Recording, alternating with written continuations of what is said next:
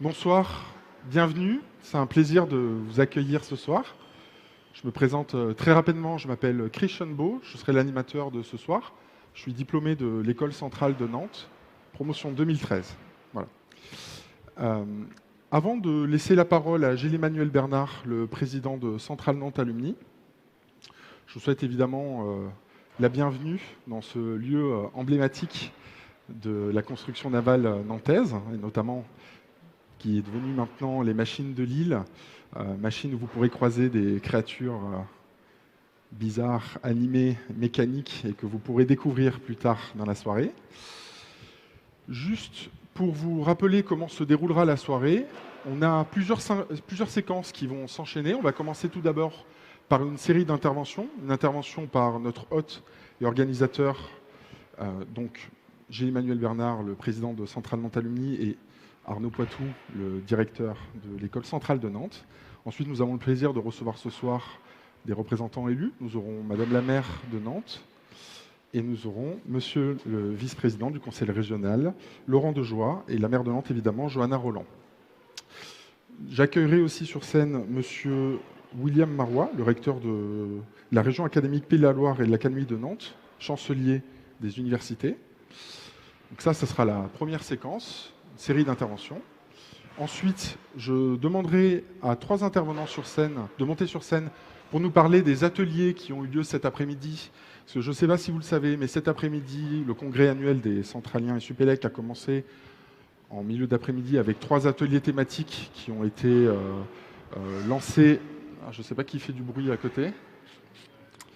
3 ateliers thématiques sur le rôle des centraliens dans la transition écologique, le rôle des centraliens dans l'innovation scientifique et l'engagement des centraliens dans la société civile. Donc 3 ateliers qui ont eu lieu de débat entre les diplômés et les étudiants, les sponsors évidemment de ce soir et les présidents des associations qui nous ont fait le plaisir d'animer ces ateliers. Les 3 rapporteurs viendront sur scène pour 5 minutes afin de nous rendre les conclusions, vous expliquer les débats qui ont eu lieu. Une fois que nous aurons terminé ces ateliers, je demanderai à la représentante Florence Mauduit, qui représente les chantiers de l'Atlantique, dont Gilles-Emmanuel Bernard dira un mot, mais qui est notre sponsor premium ce soir et sans qui nous n'avons pas pu organiser cette soirée. Donc merci beaucoup une fois de plus. Et enfin, je lancerai la conférence de Boris Sirbet, juste à côté. Boris, que je te présenterai tout à l'heure un peu plus en détail pour une conférence de 35 minutes et 5 minutes de questions. On finira cette soirée par une table ronde de regards croisés avec 3 intervenants qui monteront sur scène et que je présenterai tout à l'heure et qui représenteront les 3 piliers de chacune de nos écoles, un enseignant-chercheur, un diplômé et un étudiant, qui nous donneront leur point de vue et qui réagiront sur les sujets que nous aurons abordés précédemment. Voilà. Et enfin, nous terminerons, si tout va bien, à 21h, avec ce que vous attendez tous, c'est-à-dire un cocktail et une visite de cette merveilleuse place qui est vraiment très intéressante. Et donc, il y aura 2 visites guidées de 200 personnes pendant 30 minutes par des machinistes, précisément. Voilà. Donc, je cède de suite la parole à Gilles-Emmanuel Bernard. Si tu peux monter sur scène, je te donne ton micro.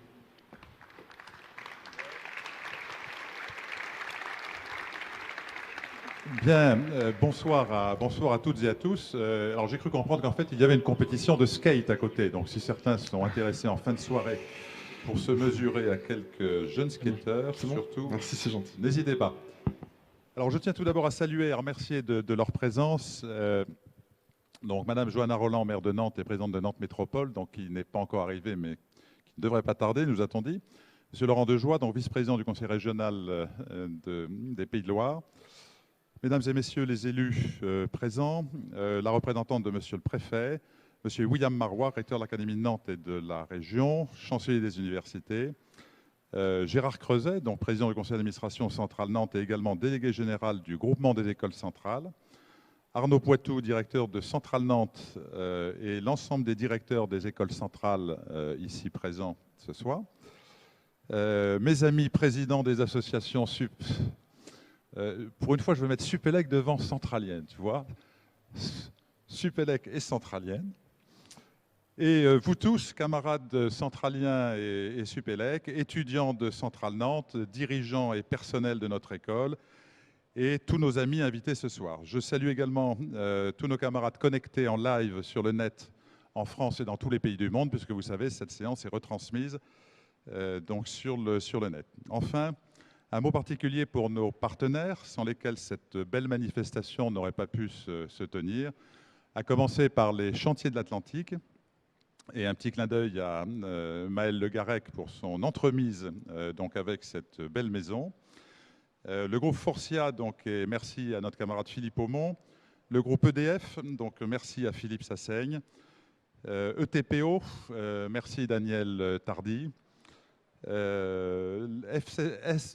FCMM, pardon, excuse-moi Olivier, et merci pour ce que tu fais pour nos associations. Le groupe Stelia Aerospace, donc merci à notre camarade Cédric Gauthier. Et Vinci, merci à Frédéric Bernadet. Renault Digital, merci à Olivier Varteressian.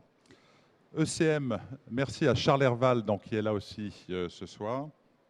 Et puis également donc, le groupe Casden Banque Populaire, Système U Iris et la société d'ingénierie Citrac. Voilà. Si certains pensent que je ne les ai pas cités parce qu'ils s'apprêtaient à faire un don à notre association, surtout qu'ils se manifestent dès maintenant. Voilà, ils peuvent donc préparer leur chéquier pour Vanessa qui est prête à les accueillir. Voilà, à tous, donc bienvenue à Nantes, bienvenue sur ce site emblématique des Machines de Lille qui sont quelque part une rencontre entre le rêve, la réalité, la littérature, pensons à Jules Verne, la technologie, également la zoologie, si l'on pense à l'éléphant et à l'araignée. Bienvenue donc à cette grande fête centralienne. Et tout d'abord, merci à notre camarade Chris Shenbo d'avoir accepté d'animer cette soirée. Il est ce soir le maître de cérémonie, mais aussi le maître du temps, puisqu'il lui appartient de donner du rythme à cette soirée. Voilà, donc je vous demande maintenant d'accueillir sur scène mes amis présidents ou leurs représentants des associations centraliennes et Supélec, à commencer par Yolande Ricard, donc délégué général qui représente Marc Boissonnet, président des Centraliennes Paris, Jean-Luc Barlet, donc qui représente les Supélec. Venez. Hein. Yolande est très timide.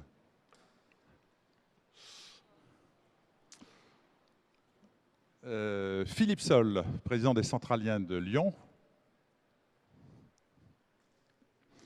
Philippe Sol nous fait l'honneur d'être avec nous ce soir puisqu'il reprend demain l'avion pour le Canada, hein, demain matin. David donc Issenberger qui représente donc Pascal Auger, donc la présidente des Centraliens de Lille. Et qui ai-je oublié? Le plus vénérable d'entre nous, le plus ancien président des Centraliens, Julien Lagier, donc président des Marseillais. Voilà. Donc je vous demande de les applaudir.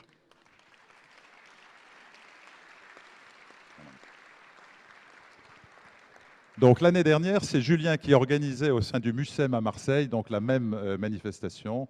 Et l'année d'avant, c'était Philippe Sol, qui recevait les Centraliens de Lyon, qui recevait donc au musée des Confluences donc à Lyon. Et l'année d'avant, toutes les associations donc recevaient dans le cadre d'une privatisation du musée des Invalides à Paris. Voilà, donc ce soir, je m'exprime bien sûr au nom de l'ensemble des présidents, des alumni centraliens et Supélec, puisque c'est vraiment un message commun que nous avons voulu vous délivrer. J'ai associé également la Fédération des associations centraliennes d'élèves, celle qu'on appelle le C5, dont l'un des objectifs est de contribuer à rapprocher tous les élèves des écoles centrales et Supélec. La relation du reste qui existe entre les alumni et les élèves est très étroite puisque dans la plupart de nos écoles, les élèves deviennent alumni dès leur entrée à l'école et non pas lors de la remise de leur diplôme. Comme vous le savez, cette manifestation est organisée par la Confédération des associations centraliennes et Supélex, que nous désignons avec ce vilain mot de CAX, il faudra qu'on trouve autre chose, que nous représentons ici. Nos associations, pour ceux qui ne le savent pas, sont intimement liées par une charte dont nous allons fêter cette année le 11e anniversaire. Cette charte commune définit la gouvernance, le positionnement, la gestion des marques, dont la marque centralienne, et toutes les activités mutualisées de cette communauté qui représente aujourd'hui près de 120 000 diplômés et étudiants centraliens et Supélec répartis en France et dans le monde. Cette importante communauté pèse et elle s'enrichit chaque année de plus de 2500 nouveaux diplômés, ingénieurs pour l'essentiel, mais également masters et docteurs. Elle a pour mission principale d'assurer une solidarité de tous les instants entre ses membres, de leur offrir un support, une assistance tout au long de leur vie, en quelques régions du monde que ce soit où ils peuvent se trouver, d'aider aussi bien ses membres en difficulté que les jeunes entrepreneurs centraliens qui se lancent. Elle a enfin pour mission de promouvoir l'image, la réputation et l'excellence de nos écoles, qui sont des gages de la valeur et de la notoriété de notre formation. Ça, c'est un skateur qui s'est cassé la figure. Cette communauté a donc un rôle extrêmement important dans la vie socio-économique française et internationale, ainsi que dans le monde de l'enseignement supérieur et de la recherche. Elle contribue au rayonnement de nos écoles centrales, écoles d'excellence, grâce à une formation et une pédagogie de haut niveau qui évolue au fil du temps, grâce à leurs enseignants, à leurs chercheurs, à leurs laboratoires, à leurs élèves, fort bien sélectionnés, n'ayons pas peur des mots, et surtout fiers de leurs écoles. Nous avons également dans notre ADN la volonté de devancer les évolutions et d'être force de proposition auprès de tout notre environnement, et notamment de nos écoles. Ensemble, nous pouvons anticiper un monde qui change. Pensons, on en parlera plus tard, à la transition énergétique, aux évolutions sociétales ou géopolitiques, aux problèmes de science et d'éthique, et tout cela en sachant à la fois faire preuve d'une dynamique et d'une agilité croissante, et en sachant nous appuyer en permanence sur un réseau partenaire d'entreprises, d'universités, d'écoles, que ce soit dans nos régions, en France ou à l'international. Et tout cela sans rien lâcher sur notre modèle, empreint d'énergie, de modernité et de vision, qui a fait ses preuves et qui représente une fierté nationale. Cette communauté se doit aussi d'être la plus présente possible auprès des élèves en formation pour les aider à construire leurs projets professionnels et les guider vers leur premier emploi. La marque centrale est un véritable accélérateur. On dirait, en termes plus modernes de marketing, un booster. C'est la force de notre réseau qui en est la base. Nous devons pérenniser la marque, nous devons la renforcer encore et encore pour continuer à la faire rayonner partout dans le monde. Ce réseau important et omniprésent doit continuer à se nourrir de rencontres. Ces rencontres, nous en avons mené en 2018, donc l'année dernière, plus de 1000 dans le monde. 1000 occasions de rencontres, 1000 réunions ou manifestations de centraliens ou Supélec dans le monde entier, dans tous les pays et dans beaucoup de cités. Pour se nourrir de ces rencontres, chacun doit s'impliquer et donner un peu de son temps et de son énergie. Ça, c'est un message subliminal à toute notre communauté pour s'engager à nos côtés, à faire vivre l'association, à participer également donc à son animation. Notre rencontre de ce soir fait partie de cet ensemble de manifestations et de rencontres. C'est probablement la plus emblématique, mais elle est un élément déterminant dans cette volonté de faire se rencontrer et d'échanger entre toutes les générations de centraliens de Supélec. Pour conclure, et oui Chris, maître du temps. Pour conclure, et ceci va nous permettre une excellente transition, cette soirée marque le coup d'envoi de la célébration du centenaire de Centrale Nantes. Le chemin parcouru durant ces 100 ans, alors rassurez-vous, je n'ai pas connu ces 100 dernières années, ce chemin est absolument incroyable. Imaginez cette petite école d'ingénieurs provinciale, qui était même un institut de formation à l'origine, devenue au fil des ans, aux côtés de Centrale Lyon, mon cher Philippe, la 4e grande école française. Qui aurait pu imaginer ça il y a 5 ans, il y a 10 ans, et a fortiori il y a 30 ans ou 50 ans? Cette croissance qui s'est accélérée sur les 20 dernières années est d'abord due à la vision des directeurs successifs, au soutien dont ils ont bénéficié, et puis à l'engagement sans faille et à l'enthousiasme des enseignants et de tous les personnels de l'école. Nous tenons à la fois ici à les féliciter et à les remercier, et je pense qu'on peut applaudir tous les personnels de l'école et ses dirigeants.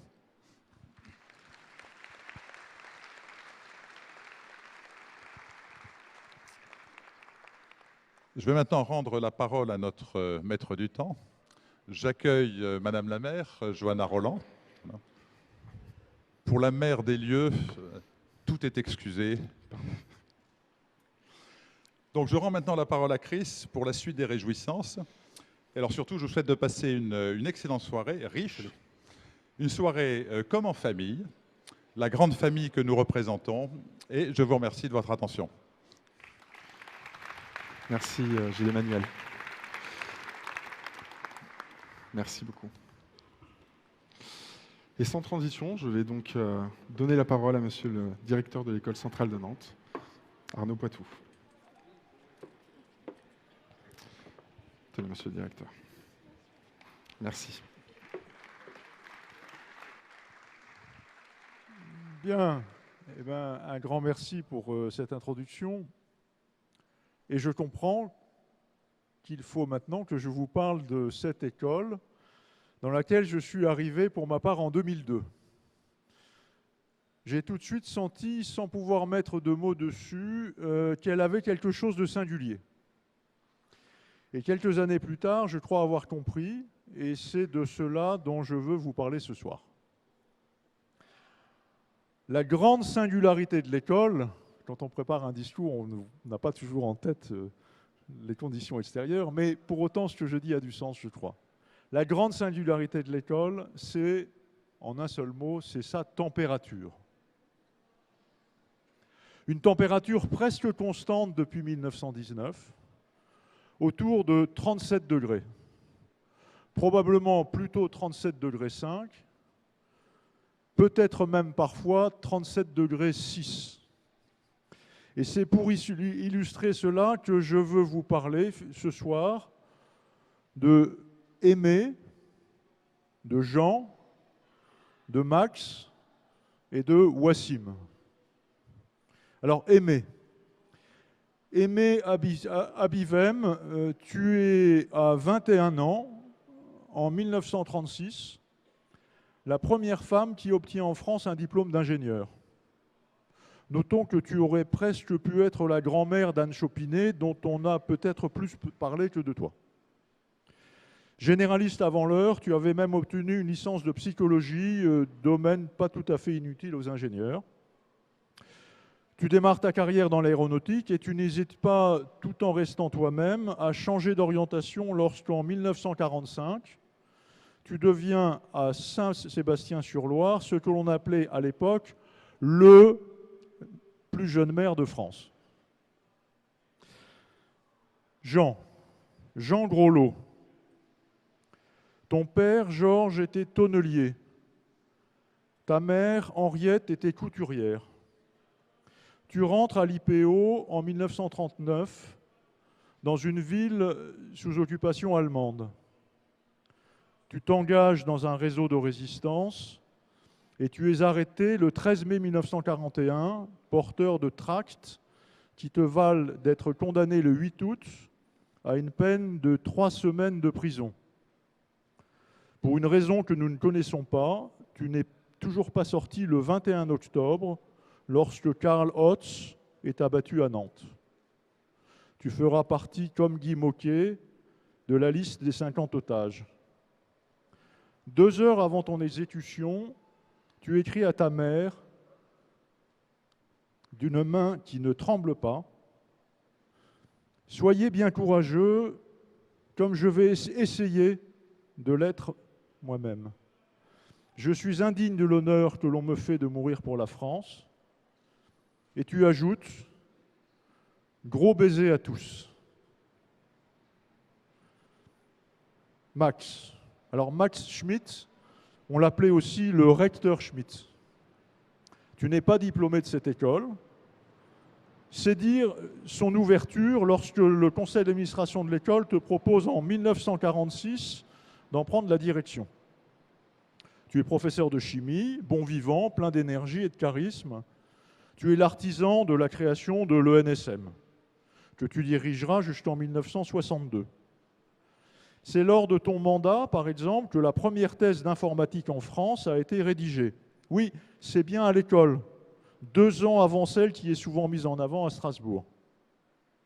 Au début des années 60, tu partages avec d'autres Nantais le projet farfelu de faire une nouvelle université à Nantes. L'ENSM en sera un fondateur inconditionnel, prudent, vigilant, certains diront même un petit peu échaudé, mais à la création de l'université, tu deviens le premier recteur, chancelier des universités de la nouvelle académie. Pour acter de la création de l'université, tu réunis au théâtre Gralin le gratin de notre grande région ouest, alors ça va très largement de Rennes à Poitiers. Et tu prédis devant un public conquis mais néanmoins incrédule, dans quelques années, il y aura au moins 5000 étudiants dans cette université. Les spectateurs convinrent majoritairement que le recteur, tout à fait dans son rôle, avait probablement exagéré l'ambition du territoire pour bien montrer la direction à prendre. Wassim Bourbia, tu es arrivé en France avec tes parents lorsque tu avais 5 ans. Tu habitais dans ce que l'on appelle, dans le jargon un peu administratif, un quartier prioritaire de la ville. Tu t'insères raisonnablement à l'école primaire, puis plus difficilement au collège et au début du lycée, jusqu'à ce qu'en première STI 2D, un déclic se produise. La volonté et la confiance s'installent. Tu obtiens le bac avec une mention très bien. Tu choisis de préparer un BTS d'électrotechnique avant de rentrer dans une classe préparatoire ATS. Tu es reçu second au concours en choisissant Centrale Nantes. Tu ne sais pas encore que tu choisis une école pas comme les autres. Wassim, aujourd'hui, tout reste évidemment à écrire. Je suis convaincu que tu trouveras à l'école ce que tu es venu y chercher.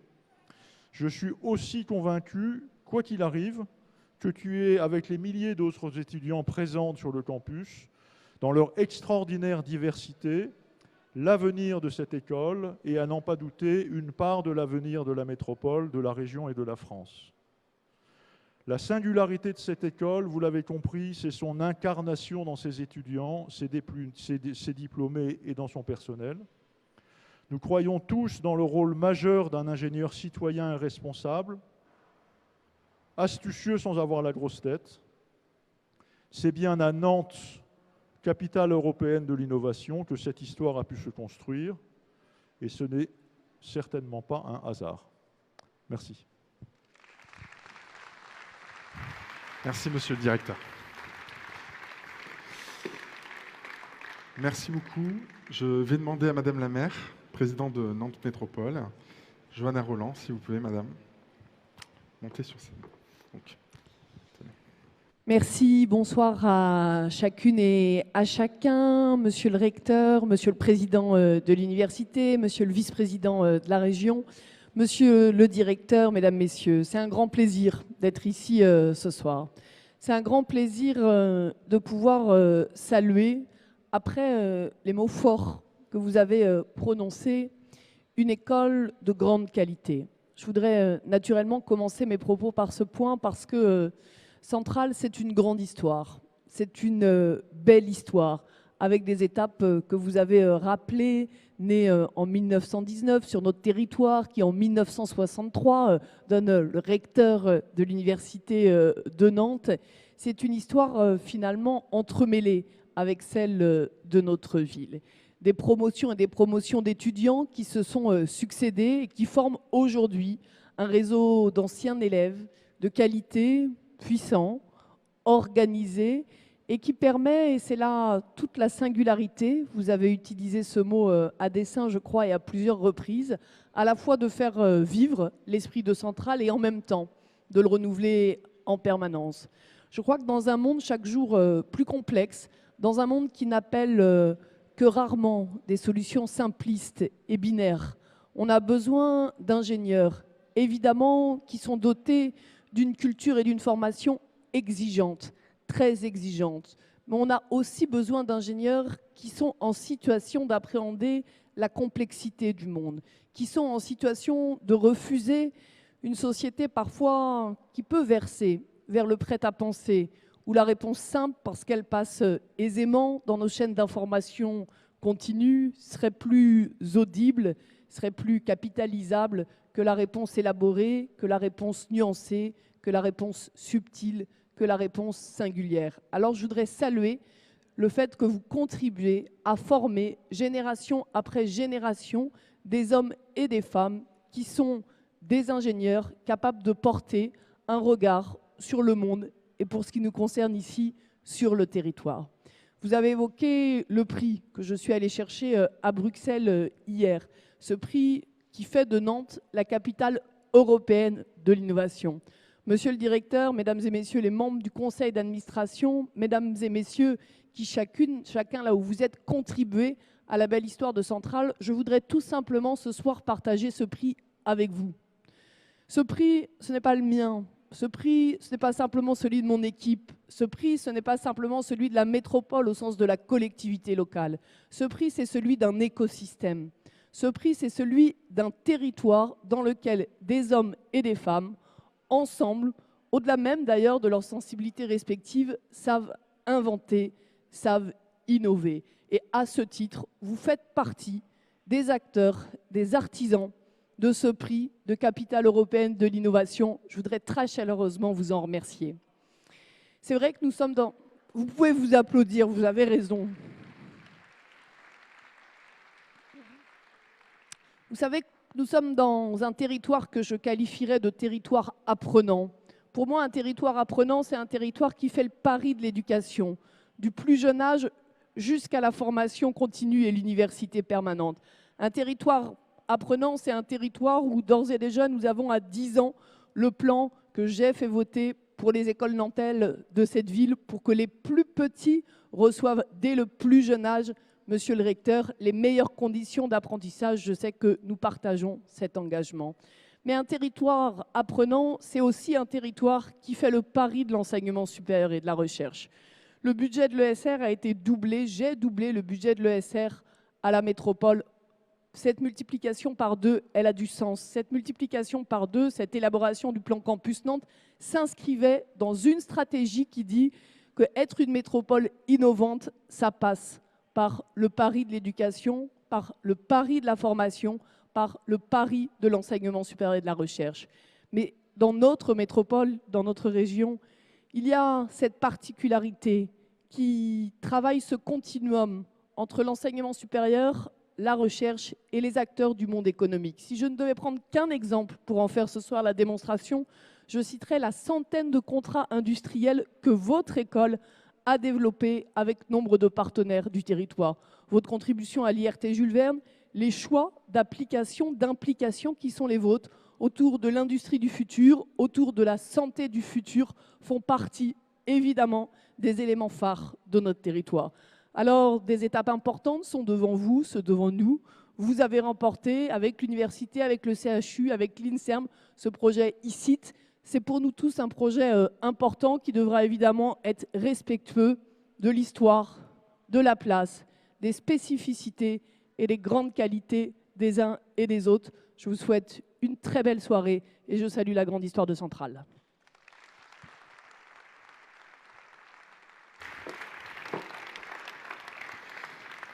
Merci beaucoup, Madame la maire. Je laisse la parole à Monsieur Laurent Dejoie, le vice-président du Conseil régional. Merci, monsieur. Monsieur le recteur, Madame la maire de Nantes, cher Joanna Roland, Monsieur le président de l'université, Messieurs les présidents des écoles centraliennes, Mesdames, Messieurs, c'est avec beaucoup de plaisir que je représente la présidente de la région, Christelle Morancet, qui me prie de vous présenter ses regrets de ne pas être avec vous ce soir. Un plaisir de pouvoir venir au fond ici témoigner de l'attachement de la région à votre école, de vous dire que bien évidemment nous serons et nous sommes à vos côtés, nous continuerons à l'être et vous adresser des compliments pour une centenaire, ma foi, en excellente forme. Parce que oui, l'école centrale de Nantes, ma foi, mon parti, est un des fleurons.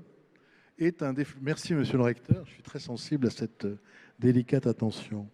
Un fleuron de l'enseignement supérieur ligérien, avec ici des diplômés qui sont reconnus, avec des distinctions importantes, internationales, dont je ne vous cite pas tous les noms, puisque mon accent anglais n'est pas à la hauteur de la longueur des titres qui vous sont conférés.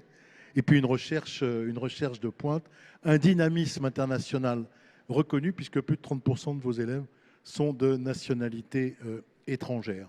Et l'école centrale, c'est un acteur incontournable de l'enseignement supérieur et de la recherche ligérienne, qui est une absolue nécessité de la voir se développer.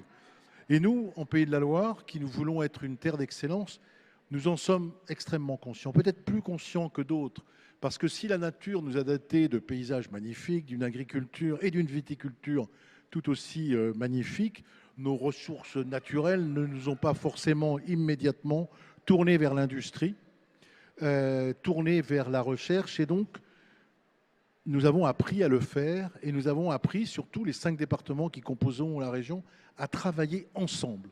Notre identité ligérienne, nous ne l'avons pas construite comme d'autres sur une très vieille histoire que nous aurions vécue ensemble, ou des épreuves que nous aurions affrontées.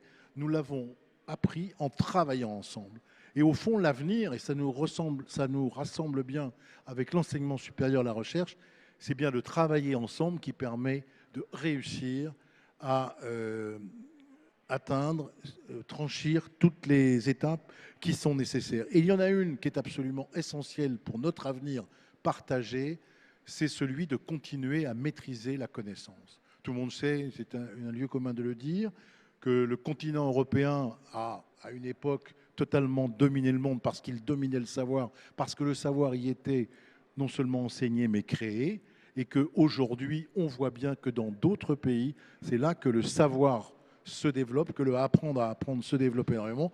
Et si nous ne relevons pas, nous, ces défis, dans notre pays, dans notre continent, dans notre pays, mais aussi dans nos territoires, chacun d'eux, eh bien, l'avenir ne sera pas forcément extraordinaire. Et donc, les Pays de la Loire sont une terre où on travaille ensemble et où on peut effectivement, de cette manière, continuer à maîtriser ensemble le savoir et la connaissance. Nous avons dans la région des projets, je ne vais pas vous les détailler non plus, ce n'est pas le moment ni l'heure, mais Connect Talent, le projet Étoile Montante, qui sont des dispositifs qui nous permettent d'accompagner l'enseignement supérieur à la recherche, qui est le préalable ou l'accompagnement absolument nécessaire au développement d'une industrie florissante. Et je voudrais dire, pour terminer, monsieur le directeur, que j'ai beaucoup apprécié votre manière de, au fond, citer des biographies des femmes et des hommes pour parler de votre école. Ça montre bien que derrière les institutions, fussent-elles prestigieuses, fussent-elles extrêmement anciennes, elles ont été créées par des femmes et des hommes. Elles ont vécu par des femmes et des hommes et elles seront pérennes par les femmes et par les hommes qui sont aujourd'hui dedans et ceux qui viendront les rejoindre demain. C'est comme partout, c'est comme dans la politique. Et en ce jour, permettez-moi ce clin d'œil parce que c'était au fond celui dans lequel j'ai vécu mon engagement. Un homme comme Jacques Chirac, quoi qu'on en pense, pendant 40 ans, au fond, a accompagné la France, aimé les Français. Pardonnez-moi ce petit clin d'œil, cette façon de célébrer votre anniversaire, mais pour moi, c'était important. Bonne soirée à tous. Merci, monsieur le vice-président. J'appelle enfin monsieur William Marois, monsieur le recteur, si vous voulez conclure. Merci, monsieur. Merci, bonsoir à toutes et à tous. Je suis très heureux en tant que recteur et chancelier des universités de participer à ce grand moment pour l'école centrale. Et je remercie monsieur le directeur, je remercie les organisateurs de m'y avoir convié. Alors, au nom de Madame la ministre de l'Enseignement supérieur, de la Recherche et de l'Innovation, en mon nom propre, eh bien, je souhaite un très bel et très heureux anniversaire à toutes les équipes, à tous les élèves, à tous les anciens élèves de Centrale Nantes. Et puis je suis heureux de saluer Madame la Présidente de Nantes Métropole, Monsieur le Vice-président du Conseil régional, Monsieur le Président de l'Université, et puis Mesdames et Messieurs les Présidentes, Présidents, et puis vous toutes et tous qui êtes des acteurs, des partenaires, des amis de Centrale Nantes. Alors vous savez, les thésards, on leur demande de participer à un concours. C'est ma thèse en 180 secondes. Et moi, ce soir, on m'a dit 100 ans d'école centrale en 3 minutes. C'est un peu plus complexe. Alors, fêter un anniversaire, c'est à la fois regarder ce qui s'est passé depuis ces 100 années, et puis c'est aussi se projeter dans l'avenir. Alors, le passé, c'est 1919, l'Institut Polytechnique de l'Ouest, 1948, l'École nationale supérieure de mécanique, 1991, l'École centrale de Nantes. Les conditions économiques ont profondément changé depuis 1919, les savoirs ont profondément évolué, mais c'est toujours la même excellence, c'est toujours le même engagement vis-à-vis des élèves, et je crois qu'on peut être très reconnaissant à toutes les équipes qui, durant toutes ces années, se sont engagées pour faire réussir des jeunes, se sont engagées pour leur insertion professionnelle. Je crois qu'on peut aussi être très reconnaissant à tous les anciens élèves qui ont maintenu ainsi le lien entre les générations, et c'est certainement ce qui fait la force des écoles et qu'il faut poursuivre. Et donc je remercie les présidentes et présidents qui étaient sur la scène tout à l'heure pour cet engagement particulier qui est le leur. Alors, ça, c'est un remerciement vers le passé. L'école aujourd'hui, eh bien, c'est une école de 2500 élèves. C'est une école qui est présente dans les classements internationaux et bien présente dans les classements internationaux. C'est une école aussi qui a toute sa place sur ce territoire nantais qui a été évoqué par Madame la Présidente de Nantes Métropole. C'est une école qui est parfaitement reconnue. Alors, je vais vous citer, rassurez-vous, trois phrases du rapport du Haut Conseil de l'évaluation de la recherche et de l'enseignement supérieur, qui est l'instance suprême dans notre système, qui dit « L'école centrale de Nantes est bien intégrée dans son environnement socio-économique et fortement appréciée par ses partenaires industriels. Depuis sa création, l'école a contribué significativement au développement académique et technologique régional. L'école a une vision cohérente de son avenir, basée sur une bonne analyse de sa situation. Elle s'est dotée d'une stratégie ambitieuse. » Je crois qu'il faut en remercier très sincèrement Monsieur le directeur et puis toutes ses équipes. Alors, l'avenir, eh bien, l'avenir de l'école, puisque un anniversaire, ce n'est pas seulement évoquer le passé et le présent, l'avenir de l'école, eh bien, il doit se situer sur ce territoire nantais qui a été évoqué, il doit se situer dans l'ICIT Next, qui a été évoqué aussi. Vous savez que la ministre de l'Enseignement supérieur, de la Recherche et de l'Innovation est très attachée à la réussite de cet ICIT Next, autour de l'industrie du futur, autour de la santé du futur. Alors la santé du futur, moi je fais confiance aux collègues qui vont travailler dans ce domaine. Mais je ne suis pas sûr d'être là encore en 2119 pour fêter les 200 ans de l'école. Alors donc, en attendant, eh bien, je souhaite bon vent à Centrale Nantes et à l'ICIT Next. Je remercie très sincèrement tous les acteurs, toutes les équipes de l'école et tous les partenaires de l'école, notamment les entreprises qui font confiance à l'école, les collectivités qui soutiennent l'école. Et puis, je souhaite une pleine réussite à tous les élèves. Je leur souhaite une parfaite insertion professionnelle et continuer à travailler tous ensemble et passer une belle soirée. Heureux anniversaire. Merci. Merci, monsieur le recteur. Merci à tous les intervenants pour avoir lancé ce congrès. Je vais maintenant demander à 3 personnes de nous rejoindre sur scène pour la restitution des ateliers dont je vous parlais tout à l'heure. Je vais demander à Julien Villalongue. Julien, de monter. Tu vas nous parler de l'engagement des centraliens dans la société civile. À Patrick Chenmaille, ancien directeur, monsieur, le rôle des centraliens dans l'innovation scientifique, et Gérard Pironneau, pour nous parler du rôle des centraliens dans la transition écologique. Alors, pour cette séquence, 3 ateliers, je crois qu'ils ont été houleux pour certains d'entre eux. Nos rapporteurs ont donc la responsabilité de nous expliquer les débats qui ont eu lieu, des idées principales qui sont sorties entre les diplômés, les étudiants, les enseignants et les personnes qui ont participé à cet atelier. Donc je vais laisser la parole à Julien. Tu as 5 minutes pour nous présenter tout ça. Merci à toi. Merci Chris, bonsoir à tous. Ça ne va pas être évident effectivement de parler de la richesse et de l'énergie, me semble-t-il, qui ont traversé nos débats pendant cette heure et demie sur notre sujet qui était le rôle des centraliens dans la société et plus largement peut-être le rôle des ingénieurs dans celle-ci. Alors en 5 minutes, je vais me rendre l'interprète de cette richesse, peut-être pas être le porte-parole exhaustif de tous les échanges, mais je voulais partager peut-être avec vous en introduction en point, c'était que ce sujet pouvait être assez consensuel dans les débats et en fait la richesse de ce qu'on a pu mettre sur la table nous a permis de progresser dans cette conviction qui a pu être la nôtre autour de cet engagement. Alors, comment synthétiser ces points? Je dirais premièrement que le groupe a partagé, me semble-t-il, en consensus, une conviction, c'est que l'ingénieur, et en particulier l'ingénieur centralien, a les clés, a les briques qui permettent son engagement dans la société civile. Pour détailler ce point, je dirais que par sa formation, par son expertise scientifique et technique, et par aussi l'investissement que la société a bien voulu, continue de vouloir mettre dans sa formation, contribue à lui donner un bagage qui lui permette de porter un engagement sociétal.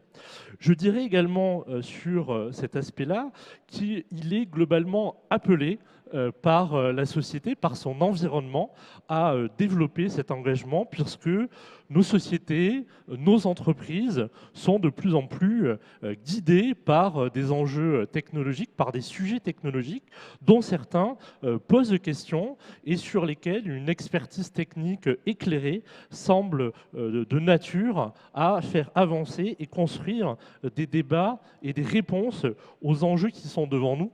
Enjeux, et je pense que les deux animateurs qui vont suivre évoqueront ces points-là, notamment en lien avec l'innovation et la transition écologique. Alors, fort de son constat, il nous a semblé important de ne pas être des prescripteurs d'engagement parce que celui-ci est avant tout individuel, mais nous avons insisté sur la nécessité d'ouvrir les possibilités pour les différents ingénieurs et les différents centraliens de susciter, de concrétiser, de concentrer cet engagement, et ça sur plusieurs niveaux.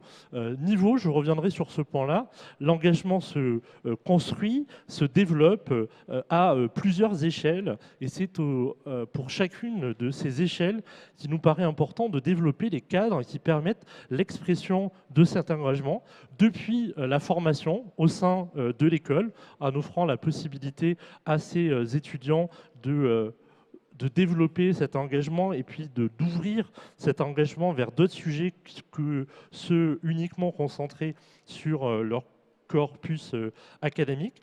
Au sein de l'entreprise, bien évidemment, prendre la parole au sein de ces acteurs importants pour nos sociétés, à la fois autour de démarches syndicales, mais aussi, pourquoi pas, pour influencer la stratégie de ces acteurs sur les grands enjeux que je mentionnais plus tôt. Et bien sûr, pourquoi pas, développer leurs propres entreprises qui vont, par les propositions de valeur qu'elles développent, porter une vision, une valeur pour la société. Dernier niveau, avant de passer à la conclusion de ce point-là, c'est évidemment d'investir la sphère publique. Je mentionnais tout à l'heure la nécessité sur certains débats d'apporter une mention scientifique et technologique éclairée sur les enjeux qui sont devant nous. Nous avons souligné à ce titre le rôle potentiellement des associations de diplômés, peut-être comme corps intermédiaire de cette énergie d'engagement pour aller, pourquoi pas, vers des stratégies plutôt d'influence des décideurs économiques, politiques et sociaux sur nos sujets. Je conclurai en disant que si l'engagement est une démarche personnelle, il nous semblait important d'inclure cette énergie dans la recherche d'un sens, dans la recherche d'un commun que nous partageons. Et pour conclure ce point-là, je récupérerai les mots d'un des participants à cet atelier. C'était « Osons parler », je rajouterai « Osons nous engager ». Merci à tous. Merci beaucoup, Julien. Merci. Monsieur Chenmaï, si vous voulez bien. Je vous laisse le micro. Merci, bonsoir. Et puis, je suis vraiment ravi de vous retrouver ce soir, 10 ans après avoir fêté les 90 ans de l'école et aux côtés d'Arnaud Poitou et de l'ensemble des amis que je retrouve ici ce soir. Alors, le groupe sur ingénieur et information et innovation scientifique a travaillé tout d'abord sur une définition, essayer de bien s'entendre sur ce qu'on appelle l'innovation scientifique et le rôle de l'ingénieur dans ce processus. Alors en fait, nous avons convenu, sans trop de difficulté, de concevoir il s'agit bien d'un processus qui fonctionne en 3 temps à partir d'une idée, qui débouche sur une invention et qui débouche en fin de compte sur un marché. Et ce processus est parcouru grâce à la construction, la mise en œuvre de modèles scientifiques qui débouchent sur des brevets et enfin qui débouchent sur les brevets qui sont activés dans le cadre du marché, et ceci avec des allers-retours. L'ingénieur doit pouvoir préparer, concevoir ces fameux modèles, ces fameux outils de modélisation et vérifier l'adéquation de ces modélisations avec le monde réel. Et on doit se rappeler qu'une idée, finalement, peut déboucher très tardivement, beaucoup plus tard, sur des applications concrètes et sur le marché. Alors un des exemples très connus, c'est celui de Kodak qui avait découvert, qui avait mis en œuvre la photo numérique déjà il y a 40 ans et qui, on le sait, a débouché, non pas chez Kodak, mais a débouché une trentaine d'années plus tard, une vingtaine d'années plus tard.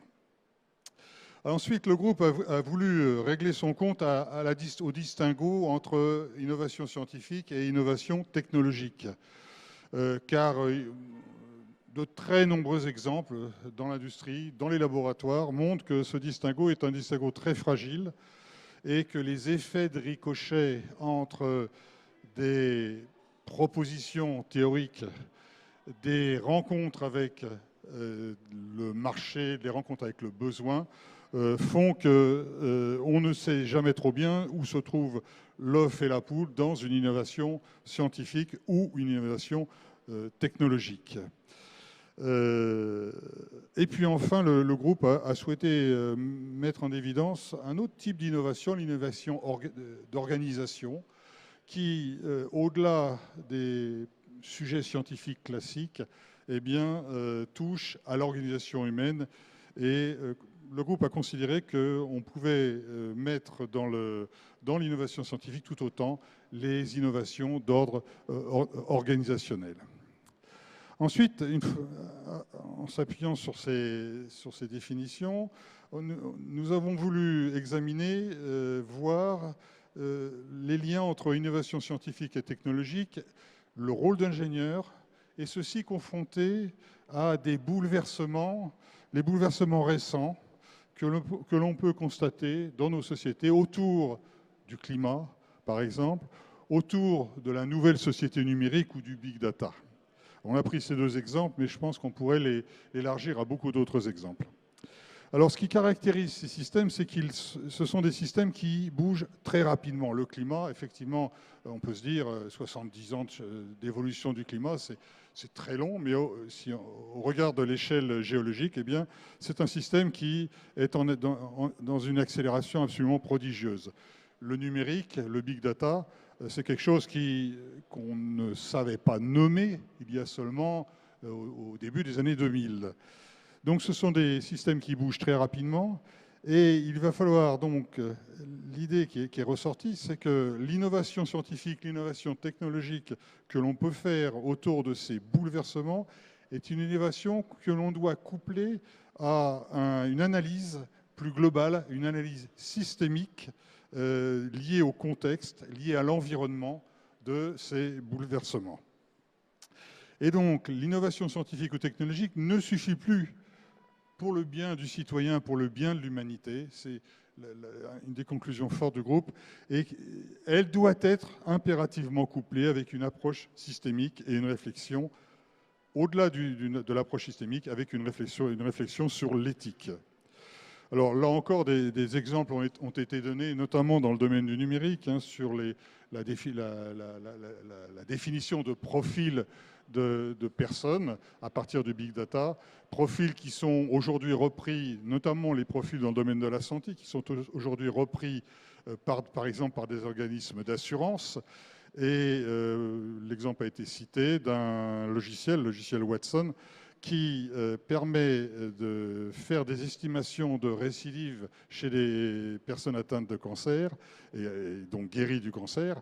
Et ce qu'on constate, c'est que les assurances, aujourd'hui, accordent un remboursement à 100% lorsque les profils ont été évalués, et évidemment les diagnostics liés à la survie ont été élaborés par ces logiciels, par ces systèmes issus du big data, alors que les assurances n'accordaient que 50% lorsqu'ils étaient fondés sur des analyses des cancérologues eux-mêmes. Donc ça pose plusieurs questions. D'une part, sur l'usage des données utilisées dans ces dispositifs, et ensuite sur le devenir des cancérologues eux-mêmes. Le troisième point qui est apparu, c'est que finalement, autour des innovations scientifiques et technologiques, en relation avec ces grands bouleversements qui touchent aujourd'hui la planète, eh bien, nous sommes aujourd'hui dans une incapacité, dans une très grande difficulté à élaborer des solutions capables d'envisager les systèmes dans leur globalité. Les réponses des politiques, les réponses des sociologues sur ces nouveaux grands systèmes. Nous pensons au climat, nous pensons aux évolutions climatiques, nous pensons au numérique et au big data, ne sont aujourd'hui pas pensés par les philosophes, ne sont aujourd'hui pas suffisamment pensés par les politiques, ne sont pas pensés par les sociologues. Et donc, plus que jamais, il y a un besoin pour faire émerger, à côté des capacités des ingénieurs d'ordre liés à la science, liés aux technologies, de faire émerger des capacités liées à une démarche systémique, à une démarche beaucoup plus globale. Et nous avons débouché sur le dernier point de cet atelier, et qui rejoint d'ailleurs ce qu'évoquait à l'instant Julien, qui est de dire que finalement, autour de ces questions liées au bouleversement de nos sociétés, pour lesquelles les innovations scientifiques, les innovations technologiques ne sont plus capables de répondre à elles seules immédiatement à la rapidité, à l'accélération liée à ces bouleversements, eh bien, il est plus nécessaire que jamais de mettre en œuvre des éthiques, une réflexion morale, une réflexion éthique. Et une des idées, bien sûr, a été proposée de travailler sur une charte d'éthique centralienne dans le cadre du groupe des écoles centrales. Voilà, je vous remercie. Merci, M. Chenal. Gérard Pironneau, à vous la conclusion. Merci, bonsoir. Alors, je vais faire un compte-rendu de ce qui s'est dit dans l'atelier transition écologique. Sujet pas du tout facile, mais je vous rassure, il n'y a pas eu de foire d'empagne. On est entre Australiens, entre gens sérieux, c'est ce que je partage avec vous. Alors, on n'a pas balayé tous les domaines d'intervention dans le domaine de la transition écologique. On y sera encore, bien entendu. On a retenu essentiellement, ou on a voulu mettre en avant un point, la raréfaction des ressources. Et donc, que ce soit l'individu ou dans l'entreprise, les termes sobriété est à mettre en avant. Il faut revoir nos modes de vie, il faut moins consommer, consommer différemment. Et là où l'ingénieur centralien peut intervenir d'une manière très importante, c'est dans l'économie circulaire. Donc on retiendra la raréfaction des ressources. Un point d'inquiétude aussi, c'est la démographie dans le monde. Et ce qu'on a retenu pour résoudre une partie de cela, c'est le partage des connaissances. Et un exemple qui peut être donné, c'est comment le futur milliard d'Africains qui ont envie de s'approprier notre technologie en fait, et nos connaissances, mais tout en utilisant leur propre culture pour concevoir leur propre modèle de développement. Et c'est à nous de pouvoir apporter ce partage de connaissances pour que les autres ne fassent pas comme nous, mais font mieux suivant leurs connaissances et suivant leur mode de vie actuel. Alors un autre point qui intéresse les ingénieurs et les nouveaux entrants, c'est comment choisir son entreprise. Alors il existe plusieurs conseils pour les élèves, eh bien, participer à des forums d'économie sociale et solidaire. Ça vous permettra de réfléchir un peu à certaines filières que vous suivrez ou que vous ne suivrez pas. Dans des entreprises, il y a des ateliers ludiques de formation pour s'informer sur les réalités du changement climatique. C'est la fresque du climat. Mais plus profondément que ça, on ressent un fort basculement dans les relations entre les employés, les salariés et les employeurs. Et ça, les élèves ingénieurs présents nous l'ont fait ressentir. Il y a une certaine remise en cause des grandes industries traditionnelles dans l'énergie, le nucléaire, les transports, l'aéronautique, etc. Industries qui existeront encore pour quelques dizaines d'années et probablement tout le long de leur vie professionnelle. Alors, un conseil qu'on peut leur donner, ne pas forcément se contenter d'attendre que l'entreprise vous propose des choses. Vous, futurs ingénieurs ou nouveaux entrants, en fait, ce qui importe, c'est qu'est-ce que vous pouvez faire pour changer l'entreprise. C'est là où le jeune centralien a vraiment un rôle à jouer. Il doit faire évoluer l'entreprise et pas tout attendre d'elle. Alors, un dernier point, qu'est-ce qu'on apprend dans nos écoles et quel est le rôle que nos futurs ingénieurs centraliens auront à remplir dans la société? Eh bien, ce qu'ils souhaitent, c'est une forte diversification dans leurs enseignements, dans les cours qu'ils ont suivis, des sciences, de la technologie évidemment, mais aussi de l'économie, de la psychologie, des ressources humaines, de la systémique, etc. Et leur préoccupation, c'est de savoir d'où vient ce problème, que mettre en place, donner du sens en fait à la chaîne de questionnement auquel ils sont confrontés.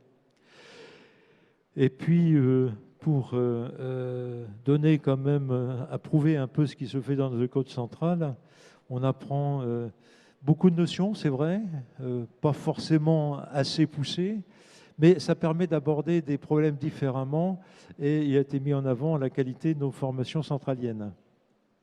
Merci. Déjà. Merci à tous les trois. Alors, c'est un exercice pas facile parce que c'est résumé en 5 minutes, 1h30 de débat et de discussion sur des thèmes assez complexes. Donc, merci pour cet exercice. Merci à vous trois.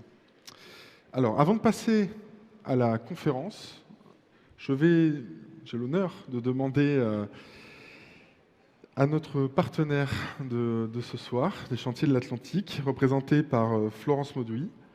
Vous êtes diplômé de l'École centrale de Nantes en 1996. Vous êtes responsable d'affaires au C34, le plus grand paquebot du monde, et la première femme à accéder à cette fonction sur les chantiers nazériens. Est-ce que vous pouvez monter sur scène?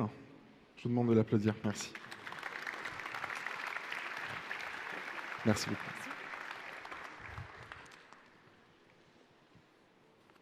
Monsieur le directeur de l'école, mesdames, messieurs, bonsoir. Ce soir, c'est une double émotion pour moi. Celle de représenter la direction générale des Chantiers de l'Atlantique pour cet événement qu'est le centenaire de l'école centrale, et celle de me trouver à nouveau parmi vous, au sein de cette institution dont je suis sortie diplômée il y a 23 ans. Alors pourquoi le soutien des chantiers de l'Atlantique au centenaire de l'école centrale?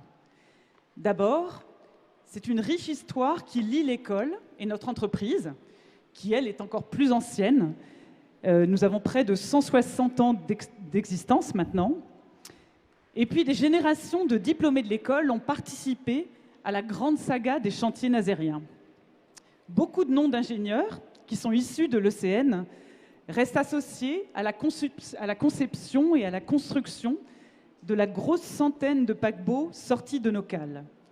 Au siècle dernier, le Normandie et le France, et aujourd'hui, les plus gros paquebots du monde et les grands bâtiments de la Marine nationale. Au-delà de cette histoire, nous partageons des valeurs communes.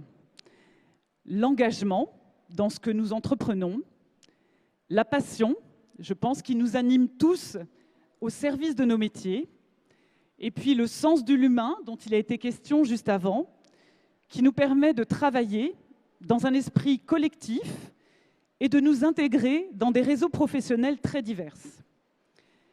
Sans oublier, bien sûr, la notion de progrès, il en a été question aussi juste avant, progrès qui nous permet d'innover constamment. Nous partageons aussi une valeur essentielle, qui est celle du respect de l'environnement. Alors, c'est un des axes majeurs de la recherche et développement des chantiers depuis 10 ans. Une partie des solutions existe et nous la mettons déjà en œuvre sur nos navires. Malheureusement, une autre partie reste encore en développement et nous y participons activement. Nous participons aussi à la transition énergétique à travers nos activités d'énergie de marine renouvelable. Et donc, quand l'école nous a demandé quel objet nous voulions voir enfermé dans une capsule temporelle, capsule qui ne sera réexhumée que dans 50 ans par les futurs étudiants, nous avons choisi de confier un échantillon de Solid Sail, un prototype de voile révolutionnaire qui pourrait changer en partie la donne de la croisière dans un futur qui n'est pas si lointain. Comme l'ECN, c'est parce que nous nous appuyons sur une expérience incomparable que nous pouvons affronter les défis maritimes de demain. Pour les relever, nous aurons recruté à la fin de cette année plus de 400 personnes qui s'additionnent aux 1300 salariés qui nous ont rejoints depuis 2013. Donc inutile de vous préciser que nous souhaitons ardemment que de nouveaux diplômés de l'école centrale, ou d'ailleurs d'anciens diplômés, viennent participer à notre belle aventure industrielle. En tant qu'ancien élève, issu donc de la promotion 1996, et en tant qu'aujourd'hui responsable de la construction du 5e paquebot de la série Oasis, je peux témoigner. Témoigner de la large diversité des parcours professionnels qui s'ouvrent en général aux diplômés de Centrale et en particulier au sein des chantiers de l'Atlantique. J'ai rejoint les chantiers il y a 5 ans maintenant, et en 5 ans, j'ai exercé 3 postes différents, 3 fonctions différentes. Je peux témoigner de ce que c'est la gestion de grands projets industriels. La construction d'un paquebot comme Oasis, c'est 3 ans de travail, du tout début des études à la livraison. C'est l'équivalent de 1500 personnes à temps plein. Cette construction nécessite une coordination très précise au cours de toutes les différentes étapes de la construction, tout en sachant que nos plannings sont souvent chamboulés par nos armateurs qui sont de plus en plus présents et de plus en plus exigeants. La livraison de ce paquebot, c'est l'aboutissement d'une aventure collective où chacun s'est engagé avec passion. Et le jour où le paquebot quitte Saint-Nazaire, on sent la fierté des équipes des chantiers se propager dans toute la ville. Je peux témoigner aussi du contexte international dans lequel évoluent de plus en plus les carrières des ingénieurs. Depuis le début de ma carrière, c'est le cas, y compris au chantier. Je travaille avec un client américain et je travaille avec des co-réalisateurs et des fournisseurs de toutes origines. D'où l'importance de l'ouverture croissante de l'école internationale. Et j'ai compris en discutant avec vous, monsieur le directeur, que depuis 1996, de ce côté-là, il y avait énormément de progrès, les choses avaient énormément changé. Et c'est très bien. De nombreux centraliens se retrouvent à des postes à responsabilité dans leur carrière. C'est mon cas au chantier. En arrivant, il a fallu que je fasse mes preuves, mais on m'a finalement fait assez vite confiance, et cela malgré mon statut de femme, dans un milieu qui reste essentiellement masculin. Et c'est malheureusement un autre point commun entre les deux institutions. La faible proportion des femmes, 25% à l'école centrale, 18% au chantier, c'est encore trop peu. Alors mesdames, n'hésitez plus, rejoignez-nous. Je finirai par un petit souvenir de l'école. À l'époque où j'étais en option hydro, j'avais développé le projet d'un catamaran dont le cahier des charges avait été fixé par M. Marchand, qui était le chargé de projet. Il nous faisait plancher sur le voilier dont il rêvait pour sa retraite. Tout l'enjeu était de pouvoir s'échouer sur une plage pour pouvoir débarquer avec sa moto. Je ne sais pas s'il a réalisé son rêve, mais si tel n'est pas le cas, je l'invite à venir faire une croisière sur le plus gros paquebot du monde. Il pourra ainsi débarquer sur les plus belles plages, même si ce sera sans sa moto. Voilà, je vous remercie et je tiens à souhaiter un très bel anniversaire à mon école. Merci beaucoup, Florence. Merci.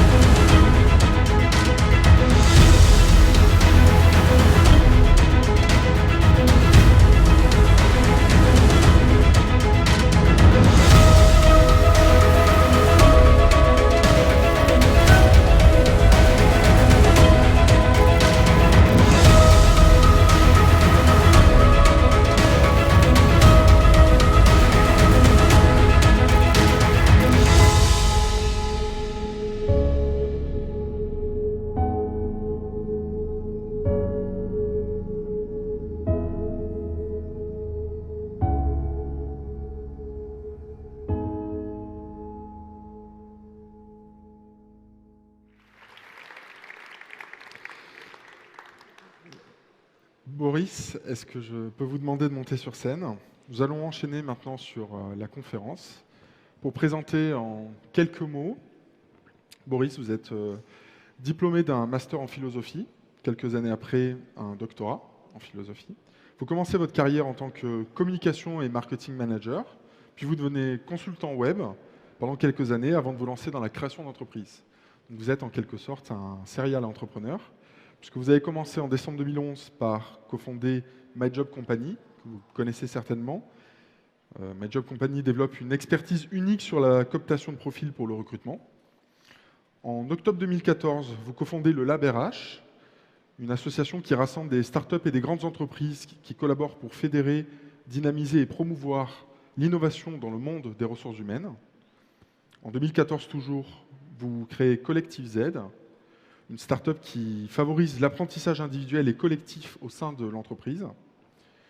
En 2018, vous cofondez France Apprenante, qui est une coalition qui fédère des acteurs des domaines de l'éducation, de l'apprentissage, de l'innovation, du digital et de la formation, qui souhaite accompagner la mutation des territoires et des entreprises en rendant accessibles à tous les nouvelles manières d'apprendre. Conférencier émérite et fort de 15 ans d'expérience dans le digital et dans l'accompagnement de la transformation, vous êtes ce soir devant nous pour une trentaine de minutes afin de nous parler du défi de la quête de sens pour l'ingénieur du XXIe siècle. Boris, je vous laisse la parole. Merci. Merci Chris. Alors je suis écrasé par une telle présentation. Et moi je me vois petit en fait. C'est vraiment quand je t'écoute, je me dis c'est formidable. Mais je me vois petit et surtout très dépassé finalement par les enjeux énormes auxquels nous sommes confrontés aujourd'hui. Et puis je me vois aussi finalement petit par rapport à ce que vous réalisez vous, les ingénieurs. Et j'aimerais bien finalement commencer par vous dire merci. Vous dire merci parce que moi je suis philosophe, entrepreneur, je fais partie des gens qui pensent, qui rêvent, mais vous construisez, vous bâtissez en fait la civilisation. Et cette civilisation, en fait, ce qui est en train d'arriver, c'est qu'elle est en train de changer très vite, et même peut-être d'une certaine façon, plus que changer, elle est en train de disparaître. Donc vous connaissez certainement le mot de Valérie. Nous autres civilisations, nous savons maintenant que nous sommes mortels. Ce qui est assez troublant, c'est que nous ayons pu penser un moment que la civilisation ait été immortelle. Je vais vous montrer en fait ici ce que certains prospectivistes, certains historiens sont en train de découvrir en revenant un petit peu sur les cycles civilisationnels, qui est une prise de conscience sur le fait que d'abord nous traversons effectivement des cycles, mais aussi ce qui est assez intéressant, c'est de voir que ces cycles ont une certaine régularité et que quand on parle en fait de l'histoire occidentale, il y a déjà eu 6 cycles avant le nôtre. Ça a commencé avec l'ère des Chaldéens, la civilisation de Babylone, moins 1250, et puis les Grecs, l'ère romaine, l'ère gothique, l'ère féodale, l'ère moderne. Et c'est aussi assez troublant de voir que ces cycles ont quand même eu une durée assez semblable, entre 500 et 550 ans. Et évidemment, si vous voyez ce schéma-là, il y a quelque chose qui devrait vous frapper tout de suite, c'est que nous sommes en train de vivre la fin d'un cycle et donc, d'une certaine façon, la fin d'un monde. Voilà, et c'est en train d'arriver dans les quelques décennies que nous sommes en train de traverser maintenant. Ce qui explique en grande partie pourquoi il y a ce sentiment de chaos, pourquoi il y a ce sentiment en fait d'effondrement et en même temps de création très rapide de toutes sortes de choses nouvelles que nous sommes en train de traverser maintenant. Alors, qu'est-ce qui est à la cause de ces changements, de ces mutations rapides? Il me faudrait des heures et des heures. Les prospectivistes, vous voyez, font des travaux là-dessus pour essayer de comprendre tous les facteurs de changement aujourd'hui. Mais je vais volontairement être très caricatural, simplifier beaucoup, et vous dire que quand même une chose qui permet d'être un peu le fil rouge de ces changements, qui est le passage à un monde en réseau. Ici, vous avez une petite photo, vous connaissez certainement ARPANET. ARPANET qui est à l'origine d'Internet, qui est ce projet de l'armée américaine dans les années 60 et qui a émergé, ce projet, pour essayer de protéger d'une certaine façon la civilisation de la folie du pouvoir central et qui servait en fait à créer un réseau décentralisé qui puisse résister, qui puisse tenir, même en cas de guerre nucléaire totale.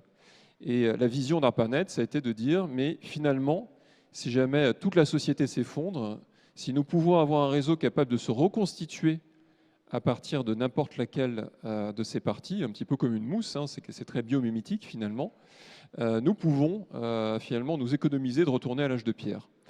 Et en fait, Internet, évidemment, ça a explosé. Là, vous avez une petite image de ce qu'étaient en fait les réseaux sociaux au début des réseaux sociaux professionnels. Là, c'est à peu près, si vous étiez sur LinkedIn ou sur Viadeo en 2006, c'est le nombre de personnes que vous aviez autour de vous dans votre réseau. Et ça, c'est un peu plus ce à quoi ça ressemble aujourd'hui. À l'époque, vous aviez une trentaine de personnes. Maintenant, on a souvent plus de 500, 600 contacts sur ces réseaux sociaux. Et ce qui est intéressant de voir, en fait, c'est qu'il y a plusieurs caractéristiques à un réseau distribué, un réseau décentralisé. C'est que n'importe quel point peut se connecter à n'importe quel autre, évidemment. Que n'importe quel point, en fait, consomme de l'information et peut en produire. Et que n'importe quel point est virtuellement un centre. Alors, cette vision, elle n'est plus tout à fait vraie aujourd'hui, puisqu'en fait, il y a des proxys. Il y a quand même des centres et des nœuds dans Internet, mais c'est encore partiellement vrai. Et ça revient aujourd'hui avec la possibilité de la blockchain. Donc, c'est assez intéressant de voir que finalement, c'est quand même beaucoup ça qui a initié beaucoup des transformations que nous vivons aujourd'hui. Pourquoi ? Parce que tout simplement, c'est en train de changer totalement les rapports de pouvoir dans la société. Toute la modernité a été dominée par finalement des rapports de pouvoir qui étaient typiquement la pyramide de pouvoir.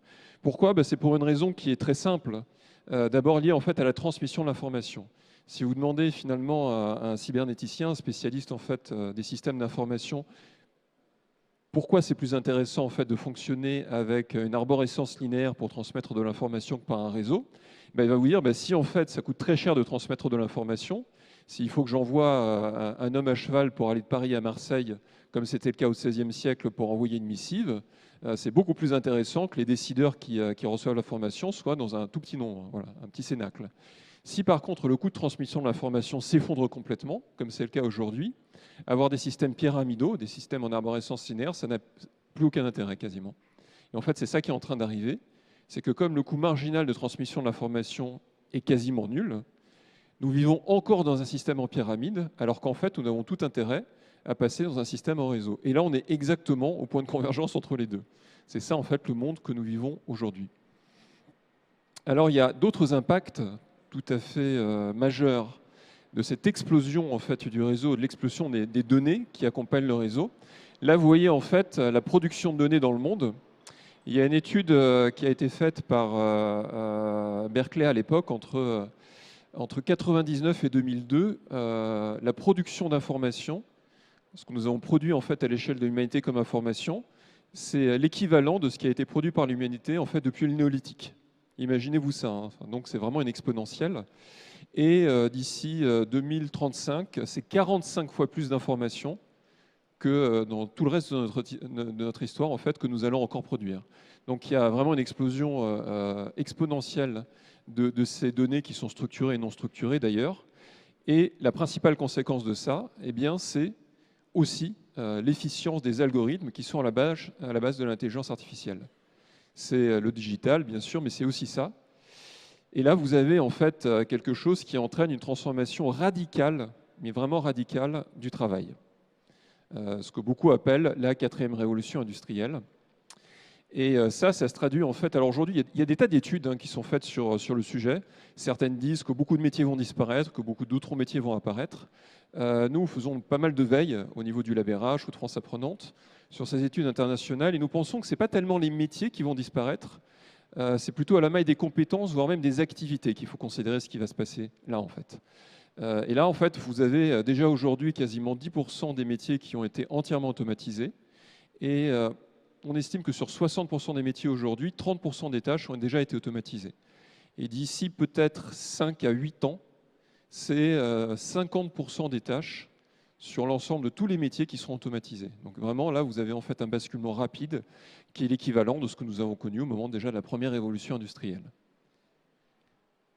Un petit schéma qui explique ça. Voilà, c'est un effondrement de toutes les compétences qui sont les compétences dites d'interaction et les compétences cognitives simples. Et par contre, un envol littéralement de toutes les compétences d'interaction et cognitives complexes. Alors qu'est-ce que ça veut dire ça un peu plus concrètement ?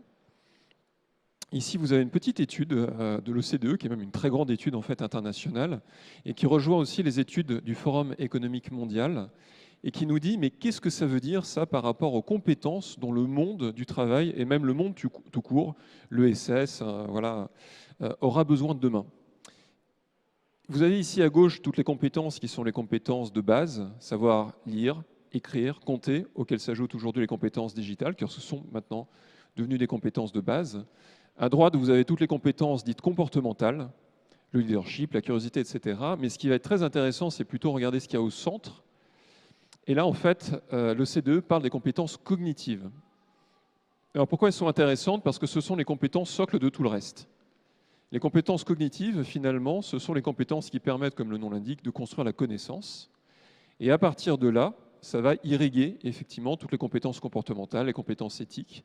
Et dans une certaine mesure, par contre, elles ont besoin des compétences de base pour se développer. Et l'OCDE dit en fait que 80% de l'employabilité d'ici 5 ans sera définie par ces compétences-là. Vous avez d'abord en fait la pensée critique, la logique. C'est la capacité à prendre un problème complexe, à le décomposer en éléments simples et à le recomposer en faisant une synthèse pertinente. C'est à la base de ce que vous faites tous les jours comme ingénieur. Voilà, ça, c'est vraiment la base même de l'intelligence, c'est l'analyse et la synthèse. Mais c'est aussi être capable de vérifier la véracité des informations quand vous allez en fait procéder à cette induction, à cette déduction. Donc pensez notamment aux fake news qui touchent beaucoup les jeunes générations. La créativité, c'est la capacité à sortir de ce qui existe pour imaginer, pour se projeter sur des choses qui n'existent pas. Là encore, évidemment, c'est une compétence qui est fondamentale pour l'ingénieur, mais aussi fondamentale tout court, puisque c'est le socle de l'innovation. La communication, la capacité en fait à transmettre une information d'un émetteur à un récepteur en s'adaptant à ce récepteur, et la collaboration, qui est la capacité, on a parlé en fait de conscience écosystémique, c'est la capacité à voir l'intérêt collectif, à voir la façon dont se connectent toutes les parties d'un système, et en fait à fédérer autour de cet intérêt collectif. Voilà. Donc ça, c'est vraiment les compétences qui sont aussi les compétences socles de apprendre à apprendre. Et tout l'enjeu, c'est comment est-ce que nous allons arriver à former, à repenser les parcours de façon à développer ces compétences-là. Ici, vous avez aussi une étude australienne assez fascinante qui porte sur la volatilité des savoirs. La durabilité des savoirs, c'est que, en fait, à peu près au milieu des années 80, quand vous sortiez d'école, ce que vous aviez appris comme compétence à l'école et comme connaissance, c'était valable en moyenne pendant 20 à 25 ans. Aujourd'hui, c'est valable autour de 3 ans. Ça s'effondre même, par exemple, dans le web, à moins de 8 mois. Et aujourd'hui, en fait, dans les gens qui travaillent dans ces métiers, par exemple, du web, ils ne font plus de formation, ils apprennent en permanence. Quand il y a des frameworks qui sortent, en réalité, ils apprennent au moment même où ça sort en mettant en application tout de suite sur les projets qu'ils réalisent. Et ça pose aussi vraiment cette question de l'apprenance, comment elle se développe en permanence pendant les temps de travail aussi. Donc vraiment refondre aussi complètement tous les parcours de formation et repenser aussi la séparation entre apprendre et travailler. Mais il y a encore des problèmes beaucoup plus profonds derrière ça.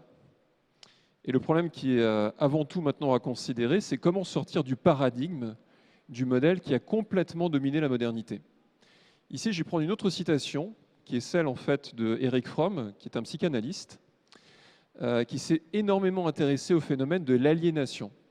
Alors l'aliénation, vous le connaissez peut-être par les travaux de Karl Marx, c'est le premier qui a essayé finalement de modéliser ce que ça voulait dire aliéner, déposséder finalement un travailleur du produit de son travail. Mais Fromm s'est aussi intéressé aux mécaniques qui ont été finalement, par exemple, à la base de la Shoah. Comment ça a été possible que tellement d'êtres humains cèdent sur leur liberté. Il s'est intéressé aussi à la question de savoir comment il était possible, alors que normalement la liberté est à la base des démocraties, que ça devrait être la valeur qui nous mobilise le plus, de voir qu'aujourd'hui, la liberté est extrêmement attaquée, mais en réalité, les réactions que nous avons pour la défendre sont étonnamment faibles par rapport à l'importance qu'elle devrait avoir. Et ce qu'il explique finalement, il dit, mais c'est tout à fait normal, c'est parce que ça fait en fait plusieurs siècles que les États-nations ne nous conditionnent pas du tout à penser par nous-mêmes, à devenir autonomes, maîtres de notre propre vie et libres. Au contraire, tout est fait pour nous conditionner à être obéissants et finalement à être de bons consommateurs. Et évidemment, ça commence avec l'école. Un autre maître à penser de la question de l'aliénation, c'est Noam Chomsky, considéré par beaucoup en fait comme un des plus grands intellectuels du XXIe siècle. Et lui, en fait, il s'est intéressé à la question de comment est-ce que l'école rend les individus obéissants, incapables effectivement de véritable pensée critique. Et il a aussi réussi à démontrer par rapport au système américain, c'est moins le cas en France, mais en tout cas aux États-Unis, c'est assez vrai, comment 1% à peu près de la population passait par un autre circuit complètement différent, qui au contraire développait beaucoup mieux les individus. Et par contre, 99% de la population, la masse, elle passe par un circuit qui cherche au maximum à les éteindre. Et enfin, le travail lui-même. On connaît bien sûr Taylor, hein, donc la base de la méthode scientifique dans le travail, la spécialisation des tâches, la séparation des tâches, qui a été extrêmement efficace. Hein. Ça a énormément apporté à l'entreprise et au monde, mais ça a aussi apporté beaucoup de souffrance. Et c'est intéressant de voir que Taylor n'avait aucune confiance dans les êtres humains. Lui, il disait en fait, ils sont paresseux. Il ne faut surtout pas en fait leur donner trop de pouvoir parce que il n'y a que la machine qui peut vraiment apporter une neutralité nécessaire au travail. Le résultat de tout ça, alors je sais pas, est-ce que vous connaissez l'expérience de Milgram? Levez la main, ça vous dit qui connaît? D'accord. L'expérience de Milgram, en fait, ça a été mené dans les années 60 pour essayer de comprendre comment les mécaniques de la Shoah, comment en fait l'aliénation, encore une fois, pouvait opérer. Et donc, en résumé, ça consiste à prendre quelqu'un, à lui dire, en fait, voilà, il y a une personne qui va prendre des petits chocs électriques, et c'est une expérience sur la mémoire. En fait, évidemment, c'est un acteur hein, qui ne prend pas vraiment les chocs électriques, mais le cobaye, lui, ne le sait pas. Et en fait, cette personne va avoir un professeur en robe blanche à côté de lui qui lui dit, bah voilà, en fait, il faut envoyer des chocs de plus en plus forts au fur et à mesure que la personne se trompe et n'apprend pas par cœur son texte. Et en fait, le test, il ne porte pas du tout sur la capacité à apprendre par cœur, il porte sur la capacité à désobéir à un ordre inhumain. Donc jusqu'où en fait quelqu'un est capable d'aller si une autorité lui dit vas-y, électrocute une autre personne, sachant en fait que ça peut aller jusqu'à tuer cette personne, puisque vous avez en fait sur le panneau électrique une petite tête de mort au-dessus de 200 volts.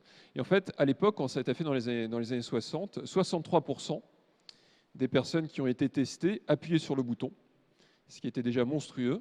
Et il faut savoir que ça a été répété en fait cette expérience dans les années 90, ça a été notamment fait en fait par France 2 qui a lancé une émission qui s'appelle Le Défi de la mort.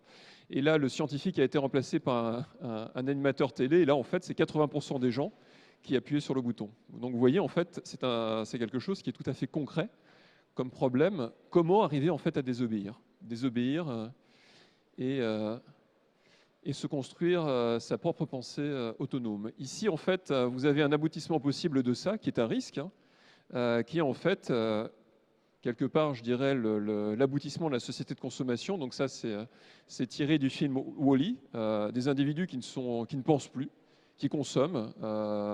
Toutes les machines, en fait, font tout. Et ça, c'est un aboutissement possible, mais ça n'est pas le pire. Le pire, il est plutôt, en fait, dans l'excessive dépendance que nous avons créée.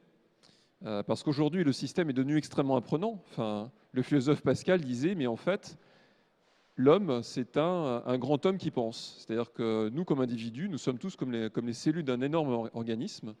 Et finalement, le grand homme, c'est toute l'humanité qui apprend lui-même. Et c'est vrai qu'en fait, aujourd'hui, avec les réseaux d'information, avec Internet, nous sommes devenus extrêmement apprenants. La moindre information peut être partagée très très vite, rendue accessible à tous. Mais en même temps, nous sommes devenus excessivement interdépendants et tout le système lui-même est devenu très très fragile. Capable de s'emballer, hein, pensez à la crise des subprimes, mais ça ne fait qu'empirer. Maintenant, il y a des transactions à la nanoseconde. Et en fait, la moindre crise finalement violente pourrait provoquer un arrêt du système. Et le problème, c'est qu'aujourd'hui, on ne sait pas comment le faire redémarrer. Et peut-être que vous avez entendu parler de la collapsologie, qui est en fait cette discipline qui s'intéresse à l'effondrement possible de la civilisation. Et c'est tout un sujet de savoir en fait comment arriver aujourd'hui à rendre les parties beaucoup plus résilientes et comment revenir un petit peu à ce qui était l'idéal initial d'Internet. Alors par rapport à ça, il y a évidemment la question des jeunes. Parce que les jeunes, ils ont grandi, enfin moi j'ai grandi avec Internet, mais les jeunes, ils ont grandi avec les réseaux sociaux. Et eux, ils ont grandi en fait dans des codes qui ne sont pas du tout en fait, ceux des anciennes générations. Et l'écart, la rupture générationnelle n'a peut-être jamais été aussi grande. Et en fait, ce qui se passe aujourd'hui, c'est que quand les jeunes rentrent dans l'entreprise, on leur propose de passer par un parcours qui ne leur convient plus du tout. L'entreprise en fait de la seconde révolution et de la troisième révolution industrielle, c'est une entreprise où on passe généralement par 3 stades. Le premier stade, en fait, c'est arriver à prouver qu'on est capable de faire ce qu'on a appris théoriquement à l'école. Et ça dure généralement entre 5 et 10 ans. C'est la phase du faire. Donc, en fait, vous démontrez que vous êtes capable. Puis, quand vous avez bien fait dans l'entreprise, là, généralement, vous allez progresser sur 2 axes qui sont l'axe d'abord, en fait, du statut et du salaire. Donc, en gros, l'argent et le pouvoir. Et pendant 10 ans, vous allez plutôt avoir. Vous allez avoir de plus en plus. Et puis, généralement, quand vous avez 40 ans, ben là, vous faites une grande crise existentielle. Vous posez la question, mais finalement, ça sert à quoi tout ça ? Vers quoi ça m'amène? Et là, éventuellement, si vous arrivez à passer ce cap, vous allez plus aller vers l'être. Mais beaucoup d'individus n'étant pas préparés en fait, à aller vers le sens, ce qui va se passer, c'est que, comme vous avez déjà beaucoup, vous allez avoir une première voiture, une deuxième, et ben, vous allez résoudre la crise existentielle de la quarantaine en ayant encore plus. Et en fait, évidemment, les jeunes font de plus en plus la relation entre ce parcours finalement professionnel et l'état du monde tel qu'il est. Vous voyez, la détresse écologique dont on a parlé tout à l'heure, les inégalités économiques, etc., etc. Et puis, ils se disent quand même, mais attendez, vous nous proposez de faire la même chose que vous, alors que vous voyez bien que les résultats sont absolument catastrophiques. Donc, c'est pas possible. On ne peut pas, en fait, rentrer dans le même tunnel. Il faut absolument trouver une autre voie. Mais sauf qu'aujourd'hui, l'autre voie est très problématique. Que faire, en fait? Et ça crée aussi, en fait, je dirais, des incompréhensions, des décalages très importants entre les attentes de sens, parce que c'est une attente d'être, de ces jeunes générations et les dirigeants, les managers, qui eux se disent nous on est passé par ce circuit-là, on a construit notre légitimité, et vous êtes extrêmement impatients, vous voulez tout de suite. Alors qu'en fait, les jeunes ne veulent pas tout de suite, ils veulent du sens tout de suite.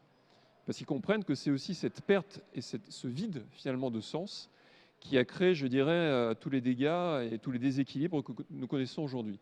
Et donc, je dirais en fait, cette rupture générationnelle n'en est pas une. C'est en fait surtout la nécessité d'aller peut-être déconstruire un certain nombre de croyances et reconstruire une alliance qui est basée sur le sens. Parce que en fait, cette nécessité, elle n'est pas générationnelle. Quel que soit l'âge que nous ayons aujourd'hui, que nous soyons en fait jeunes, en activité ou retraités, la question du sens, elle se pose pour chacun d'entre nous. Et je trouve que c'est très très intéressant en fait d'imaginer que c'est possible de reconstruire cette alliance autour du sens. Et c'est même un besoin.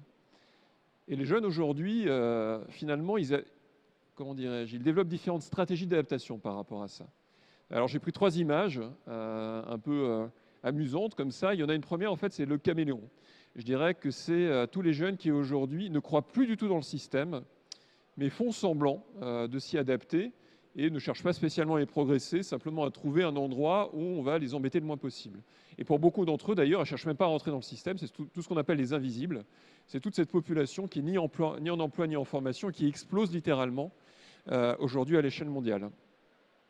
Il y a ensuite, je dirais, un peu plus les loups. Les loups, en fait, c'est ceux qui sont assez cyniques et qui disent, bon, le monde va mal, je ne crois pas fondamentalement peut-être au système, mais je vais quand même le dominer. Je vais rentrer à l'intérieur, je vais adopter ces codes et je vais réussir à tracer ma voie, peut-être dans l'idéal de le changer plus tard. C'est-à-dire, je rentre dans le système, je le domine et je vais le transformer. Et enfin, vous avez les dauphins. Ça, ce sont tous les jeunes qui aujourd'hui cherchent une autre voie, cherchent à développer une start-up, vont peut-être rentrer dans l'ESS, etc., etc. Donc ça, c'est une voie qui est également très intéressante, mais encore un peu minoritaire. Alors j'espère que l'ouragan ne va pas tout de suite nous tomber dessus. Sauf que le problème aujourd'hui, c'est que quand moi j'ai lancé en fait mes premières startups, c'était encore il y a une dizaine d'années, les startups pouvaient se développer jusqu'à un certain point et continuer à exister. Là, vous avez un petit peu en fait une vision des principales entreprises du Fortune 500 aux États-Unis en fait dans les années 80, et ça a été remplacé aujourd'hui par les GAFA. Mais les GAFA n'offrent plus une alternative intéressante pour les jeunes. Pourquoi? Parce qu'aujourd'hui, ce sont devenus des géants et que leur capacité à transformer et apporter de nouvelles valeurs est aujourd'hui extrêmement questionnable. Je ne vais pas développer plus, je pense que vous en êtes déjà très conscients. Et donc la question, en fait, pour tous ces jeunes qui arrivent sur le marché, mais qu'est-ce qu'il y a comme alternative?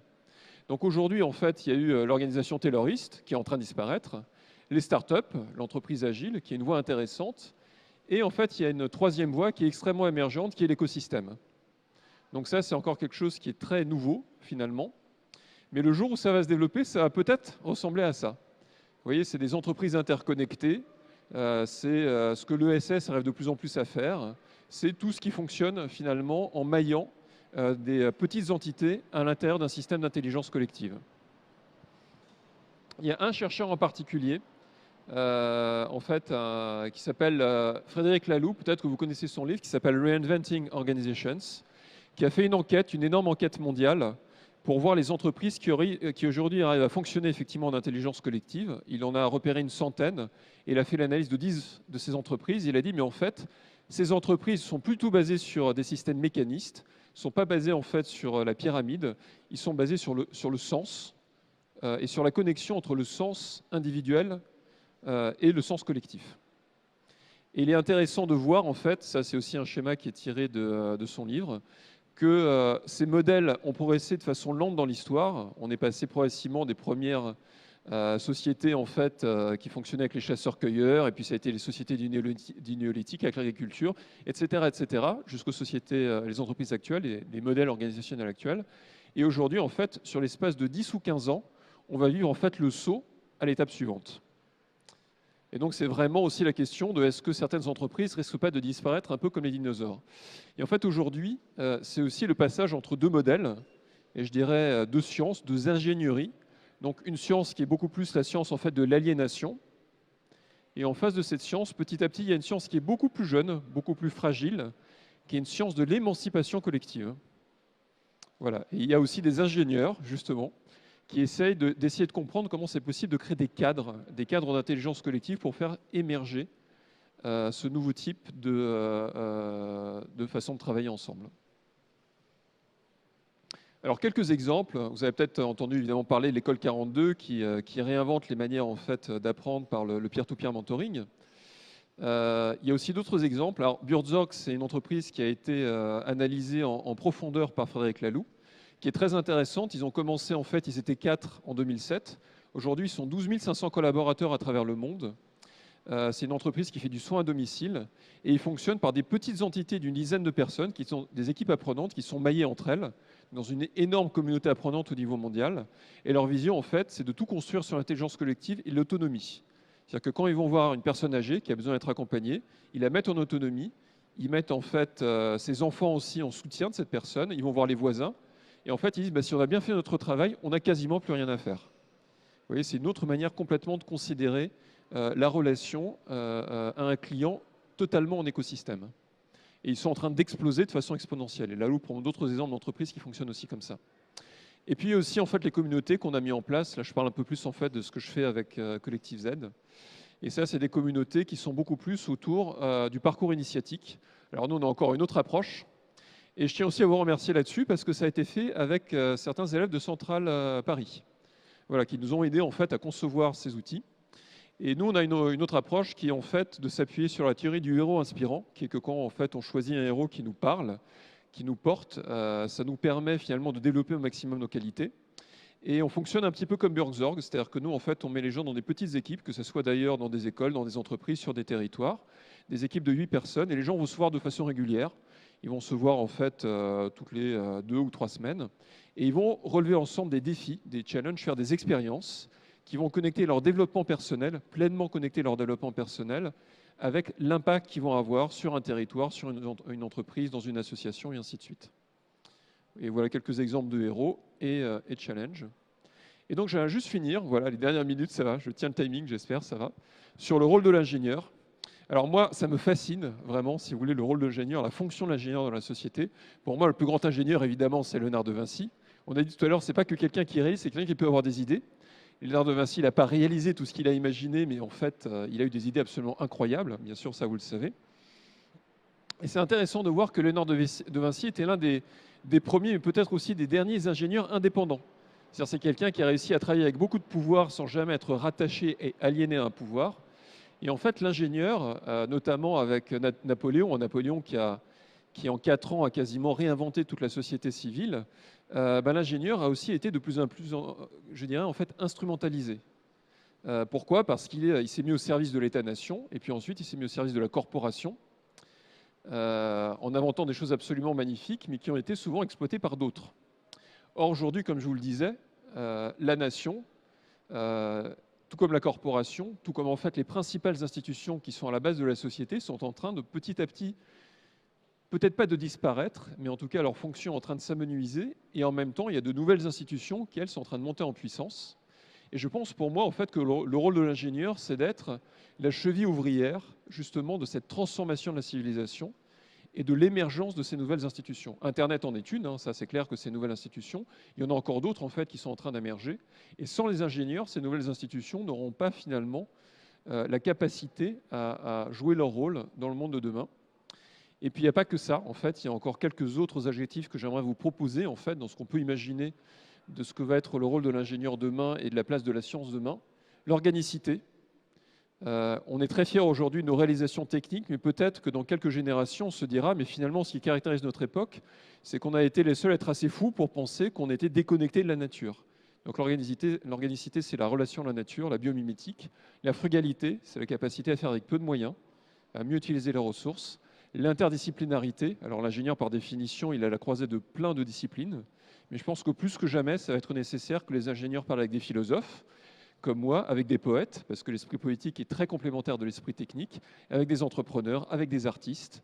Voilà, donc je pense que ça, c'est vraiment très riche pour nous faire grandir mutuellement. La spiritualité aussi, alors c'est un mot qui n'est pas souvent prononcé quand on parle de science, mais je pense que c'est très important. La spiritualité, ça n'est pas la religion, et ça n'est pas le matérialisme. Voilà, c'est une voie entre les deux. Et bien sûr, l'intelligence collective dont j'ai parlé. Voilà, merci. Donc, j'espère que j'ai tenu les délais. Parfaitement, parfaitement. Merci beaucoup. Merci Boris, c'était parfait.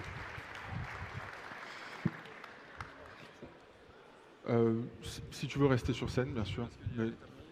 Non, je pense que tu peux descendre, on va conclure. Merci beaucoup. Merci Boris. Pour conclure cette soirée, vous en avez parlé tout à l'heure, on souhaitait avoir trois points de vue importants, de trois piliers de nos écoles, qui sont les étudiants, évidemment, les diplômés et les enseignants-chercheurs. Pour conclure cette soirée, j'aimerais appeler sur scène Émilie Poisson, s'il vous plaît. Vous êtes enseignante-chercheuse sur les facteurs humains en conception et vous êtes directrice de la formation ingénieur à Centrale Nantes. Merci. Je vais appeler Romain Ola. Romain, je crois que tu es tout au fond. Tu es étudiant, tu es cofondateur, alors attention à mon action, de Together for Earth et tu es représentant de Youth for Climate. Merci. Et Olivier Barré. Olivier, vous êtes diplômé 89 de l'École centrale de Nantes. Vous êtes dirigeant d'une entreprise industrielle à Nantes. Merci. Alors, sur le format, ce que je vous propose, c'est de conclure cette soirée. Vous avez beaucoup de pression sur vous. Romain, si tu veux commencer. Je te donne le micro. Ce que je voudrais te demander, c'est ton regard sur ce que tu as écouté ce soir. Surtout, ce que j'aimerais entendre, c'est l'engagement que tu donnes au quotidien, notamment pour la transition écologique. Et je te laisse conclure là-dessus. Ouais, alors moi j'ai beaucoup apprécié la conférence de Boris, et notamment sur tous ces processus d'intelligence collective.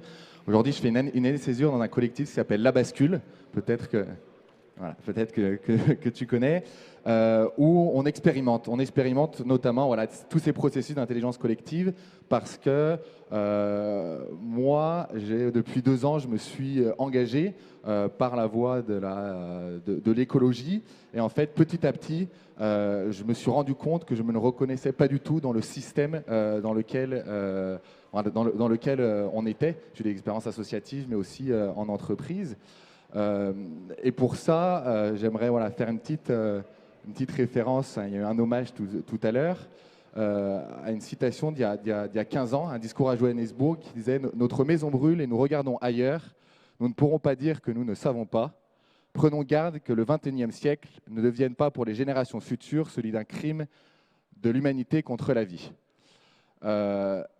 Donc un discours de Jacques Chirac il y a 15 ans. Moi j'avais 4 ans à l'époque, et les générations futures, en fait, moi j'en fais partie.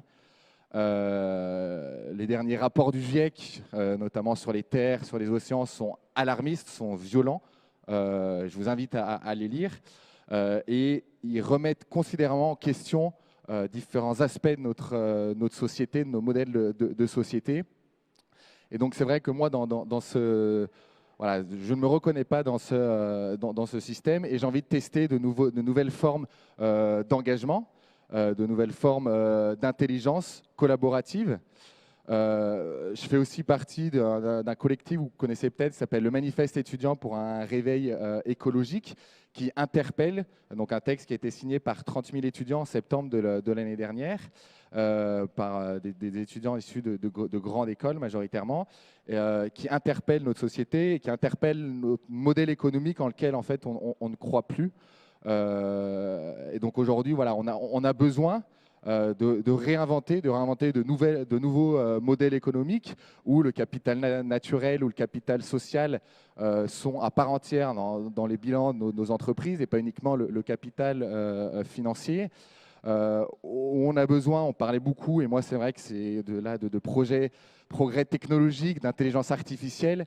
Moi, la première réaction que j'ai, c'est moi je veux d'abord vivre dans un monde vivable et après on verra tous ces imaginaires et tous ces progrès, même si c'est fabuleux.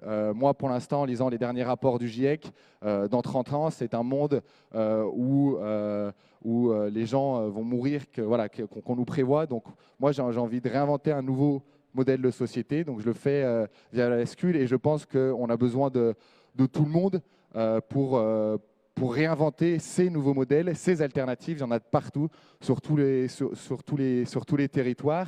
Et je pense qu'on a vraiment besoin de montrer ces alternatives. Et moi, pour terminer, j'ai vraiment pas envie d'être un complotiste, je vais jusqu'au mot complotiste, du développement d'un système qui nous envoie vraiment droit dans le mur et qu'on a besoin de trouver de réinventer un nouveau système aujourd'hui. Moi, je le fais à ma façon, de façon cohérente. J'essaye d'être cohérent avec ça et de donner...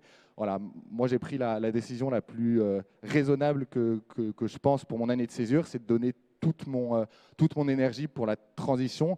Et j'irai plus loin, c'est pour la bascule de ce système. Je vous remercie. Merci Romain. Merci pour ton intervention. Émilie Poisson, j'aurais une question pour vous. Vous êtes directrice de la formation des ingénieurs à l'École centrale de Nantes. Généraliste, exactement.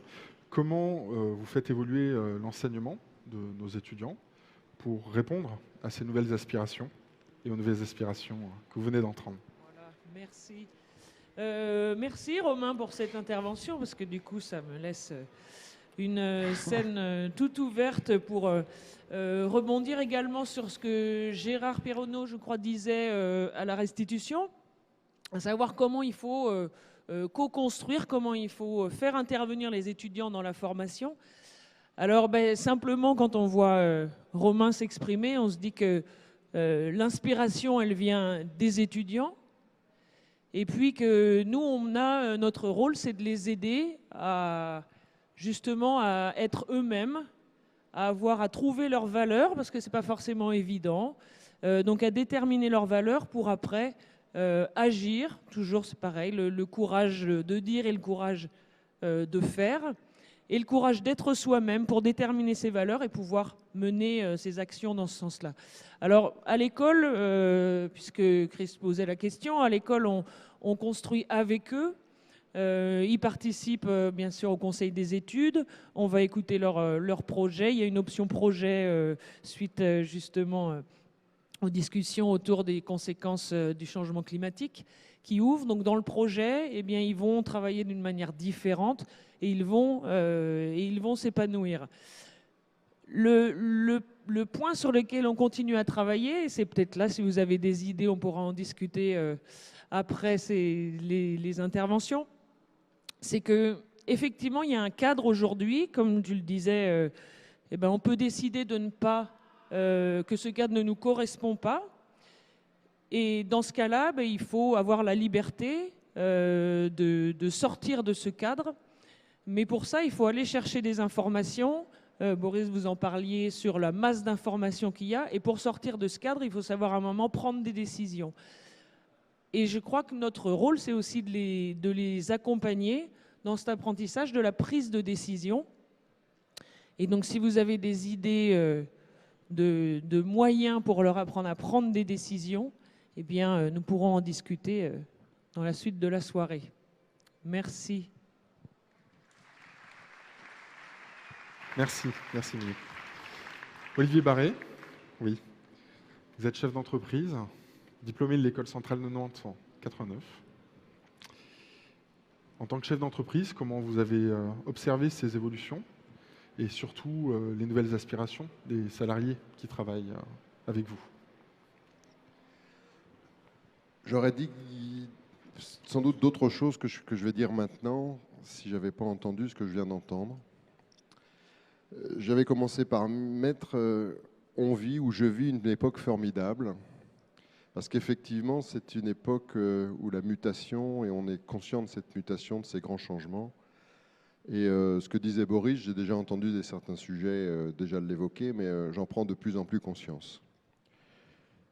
Si je reviens 30 ans en arrière, quand je suis sorti de l'école, après un parcours un peu plus chaotique que certains autres élèves, aujourd'hui, on dirait que j'ai réussi. Et quand j'entends Romain, j'ai l'impression d'avoir loupé quelque chose. Parce que je pense qu'on n'a pas vu plein de choses se transformer très rapidement, et peut-être un peu plus rapidement qu'on l'imaginait. Et alors qu'il y a quelques années, je m'imaginais dans une prochaine retraite, je me vois déjà devoir continuer et poursuivre finalement la transmission à la manière que je peux faire pour les nouvelles et les jeunes générations. J'ai accumulé pas mal de choses, de richesses. Aujourd'hui, je suis de plus en plus à réfléchir comment la retransmettre auprès des startups qui ont plein d'idées, qui consomment beaucoup, mais qui finalement sortent certainement les idées et l'avenir de demain. Et quand j'entends Romain, je pense qu'il faudra aussi pouvoir aider. Je ne sais pas s'ils auront tant besoin de ça de nous, mais en même temps, je pense quand même qu'il y a à transmettre pas mal de choses. Dans l'entreprise, dans les entreprises, j'ai vu beaucoup aussi de changements générationnels. Et ce qui est très intéressant et important pour moi, c'est de mettre ce qui a été évoqué tout à l'heure et que je reprends, c'est l'alliance. L'alliance autour des générations, l'alliance autour du sens. Et en fait, je passe quasiment tout mon temps, j'ai arrêté l'opérationnel totalement. Mon opérationnel à moi, c'est mettre du sens et faire un lien intergénérationnel. Et autrefois, l'ancien apprenait aux jeunes, mais aujourd'hui, les jeunes, ils apprennent aux anciens. Et ça, je trouve que c'est vraiment très intéressant. La volatilité des savoirs que vous avez évoquée, elle me parle aussi parce que j'avais déjà cette sensation dans ma vie professionnelle, mais elle est beaucoup plus présente aujourd'hui.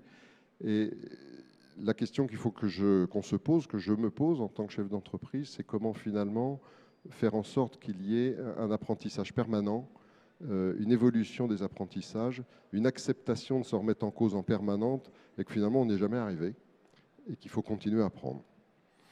Donc j'aurais encore beaucoup appris ce soir. Merci aux intervenants. Merci aussi à la commission à laquelle j'ai participé en animant la transition énergétique.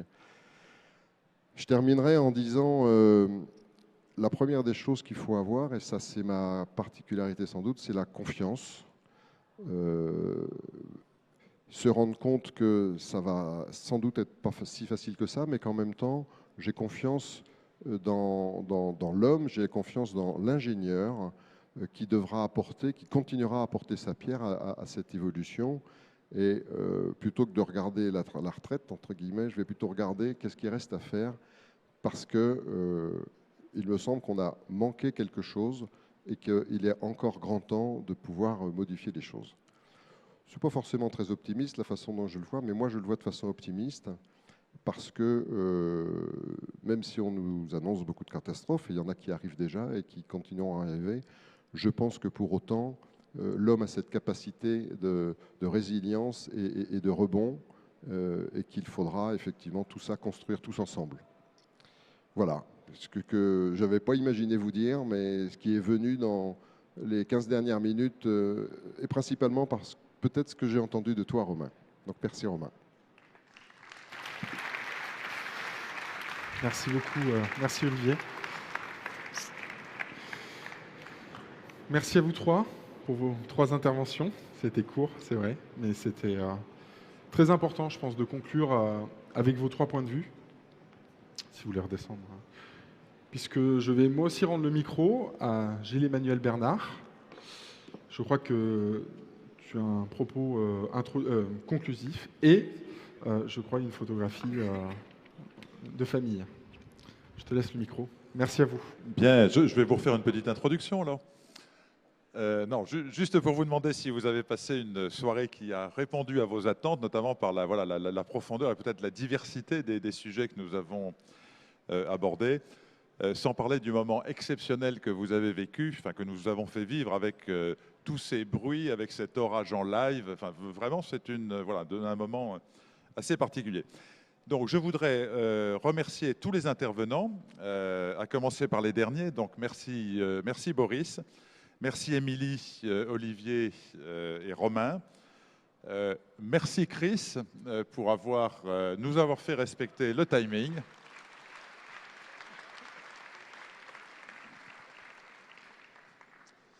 Merci à nos partenaires que vous pourrez retrouver ce soir et demain, je crois, sur le campus de l'école.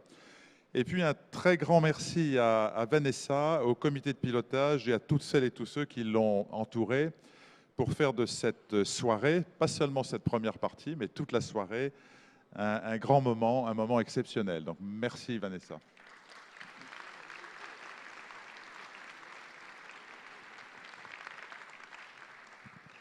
Donc, pour ne pas tarder et pour que vous puissiez enfin vous lever, vous réchauffer en vous dégourdissant les jambes, eh bien écoutez, je vous dis rendez-vous demain à partir de 16 h donc sur le campus, car c'est maintenant l'éléphant, je crois, qui va nous accueillir.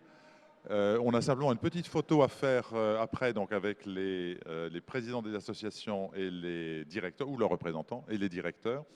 Petite photo de famille. Donc voilà, donc dès que vous allez vous lever pour rejoindre cet éléphant extraordinaire, eh bien nous ferons les photos. Je vous souhaite une excellente fin de soirée à tous. À tout à l'heure et à demain, je l'espère, sur le campus.